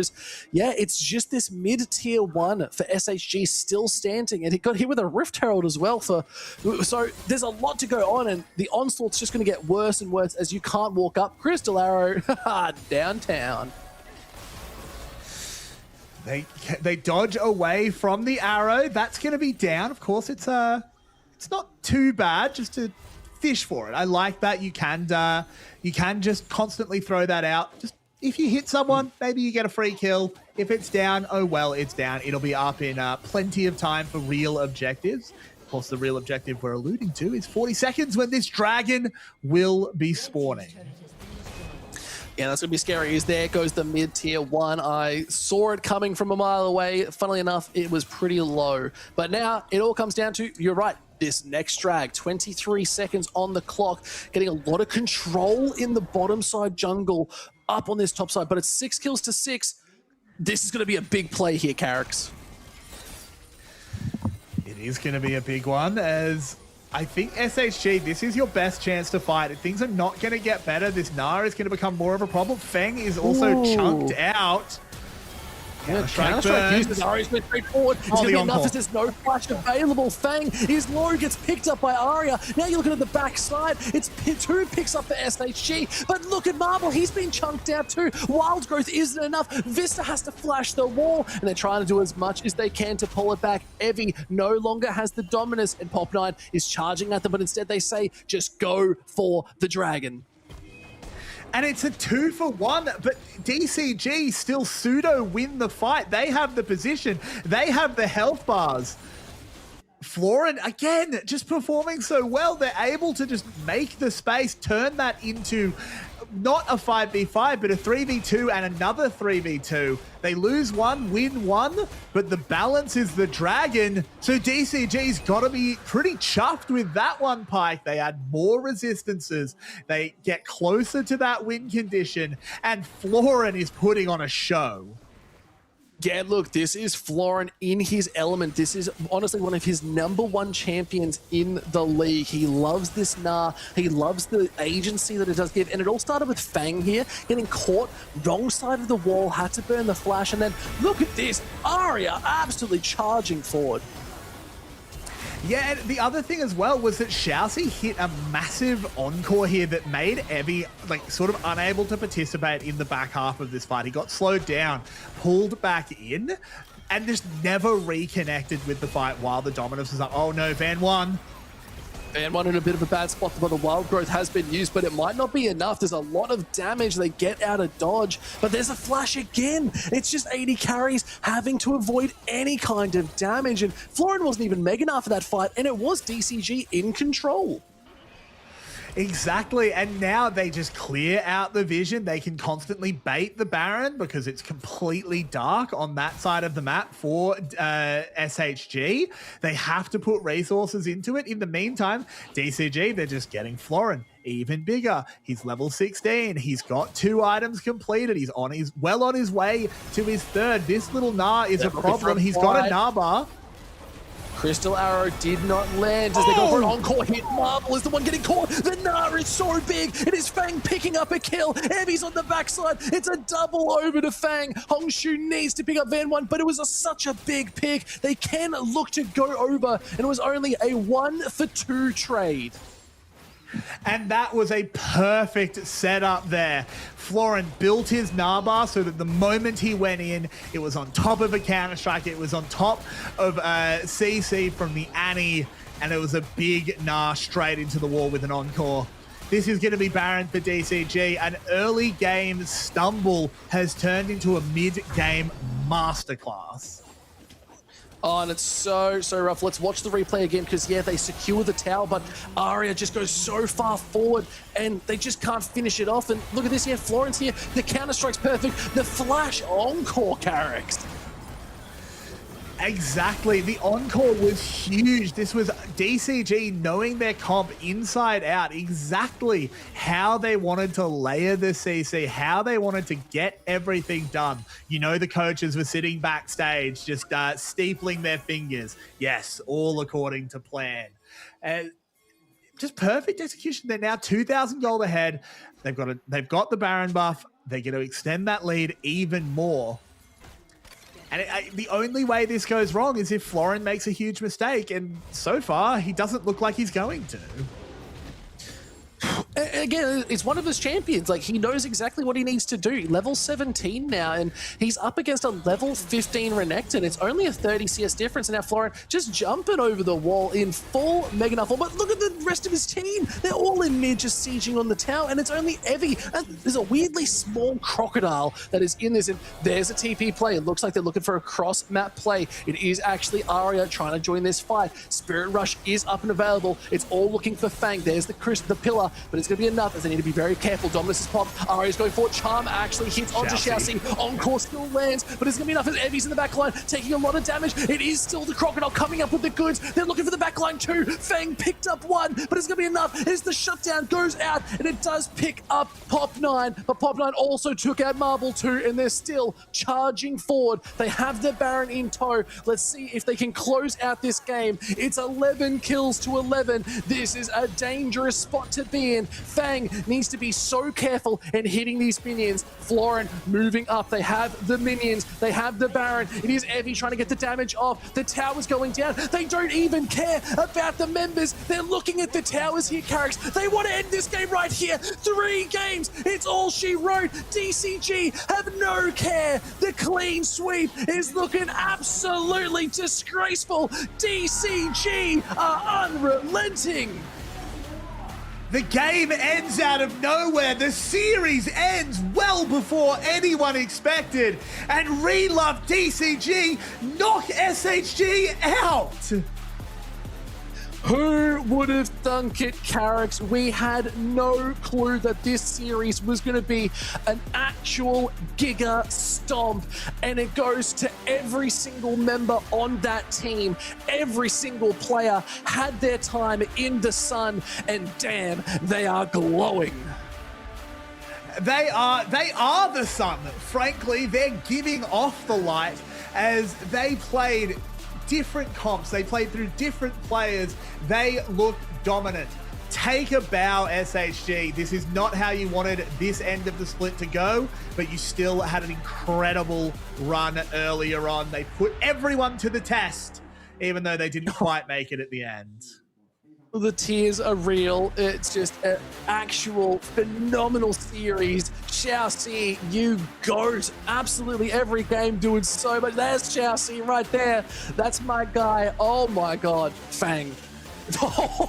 What the 3-0. He's called it out. I love to see it. Honestly, DCG, a whole different team. And you know what? Big props. Like, this is where they really come alive. I don't think they like best of threes anymore. I think they're all about these best of fives. Well, I think they love best of threes, apparently, because they just picked 3 up and went home. I guess first of threes. That was an incredible performance. Florin, take a bow for your Game 3 performance. Honestly, all 3 performances. The first 2 maybe a little bit more... like, you know, playing the enabling role to really big performances elsewhere. But Game 3, all about Florin. That Nah. Kind of, some people have been questioning Nah still being picked when there are counters, things like the Vayne. Florin showing, no. If you're good enough, you still pick the Nah. He was crazy. And it was also off the back of, like, you could see that SHG thought, okay, they've picked up the Jax. That's what Florin's going to be taking top, so we can take the Renekton and have a bit of a stronger lane. But no. It was all DCG reading and just mind controlling them a little bit more and just saying, Florin, we know you've got this. Take it away. But some of these highlights were absolutely phenomenal. And yeah, we can see they're looking for a little bit more. Xiaoxi doing a really good job, but I think this could be the flash engage. Yeah, who do you think the MVP is of this series? Because it was looking so good. I want to give it to Fang. I think Fang is sort of the obvious choice after the first 2 games. But no, I was about to say, I actually think it's Florin. Because Game 3 speaks for itself. I don't need to tell you why Game 3 was so crazy. But in the first 2 games, they pick him matchups and say, Florin, just go down 20 CS, man. It doesn't matter. You'll come back into it in the rest of the game. And then he won the lane. Yeah. That's the crazy thing. They were picking him losing lanes, and then he won. Yeah, no, you're right. That is true. Honestly, this Ronin, they can leave him on an island. He will meditate for days and come back so much stronger. And you got to give big props to SHG throughout this whole series. There was some signs of life. They were making moves. They were trying to be proactive, especially in this game. Even Game 2, they were making really strong moves. The downside, they just didn't have an answer for the follow-up of the follow-up. You can even see here, Fang does get picked up, but they're still able to get a little bit back and move around. DCG just were flowing. They reminded me of water. It's the Bruce Lee. It's just like they did not move. They crashed down on the rocks. And SHG, they could not lift off. They were not able to fly this series. And now they are out of this split. And it is DCG moving forward. Man, I am so impressed right now. I am too, and truly, the LCP never fails to deliver. I don't think anyone really was predicting this. No one. If you go back a month and say SHG are out in the knockout stage, no one would believe you. DCG just leveling up, particularly, this wasn't some crazy 5-game series where they maybe just got over the line. This was dominant by DCG. Team Secret Wales and Garm have to be sitting in that round 2 bracket being like, damn, can we pick neither? Yeah. It's like, yeah, can we just play each other or something?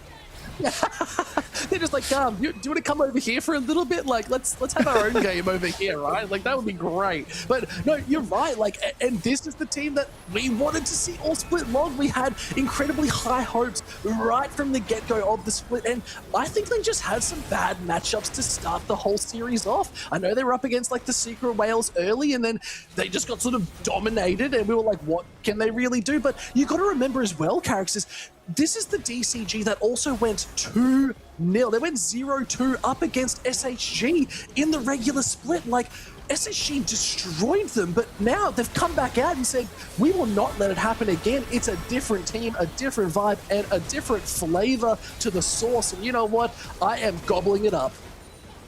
100%. It's some delicious umami, and they...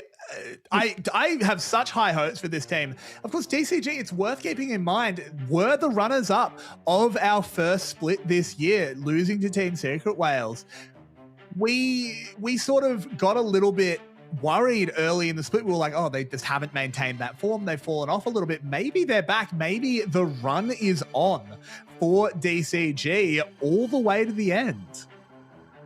Look, and this is a team that really wants to do that. Like, I think in the first sort of split, they said, you know what, we have the chance, we have the skills, we've come from the PCS, we're moving up and making waves in this LCP space. Now they're sort of trying to bring it back again. They're saying, all right, like, we had a bit of a rough start.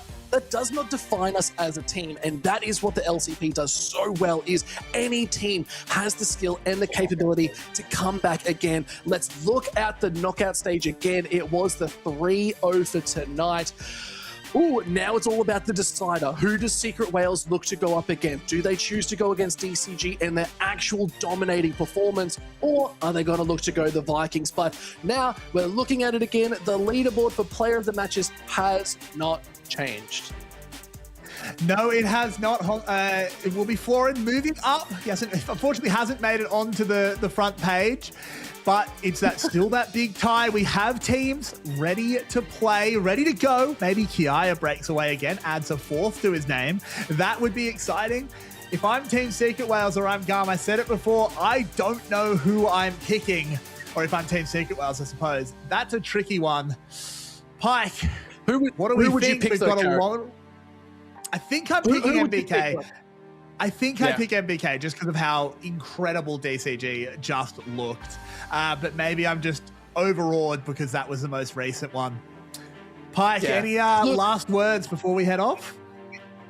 Look, honestly, we're ending the first week of Knockout Stage on an absolute killer series. I'm just excited to see what's coming up more. Like, we're about to see the best teams in the league going up against the other best teams in the league that are still holding their own. I don't know why people are not here watching LCP, because it is so good. But you know what? You know my call out. I'll see you all in the next adventure. I'll be back next week for more games. Carrick, close it out. Let's go to bed.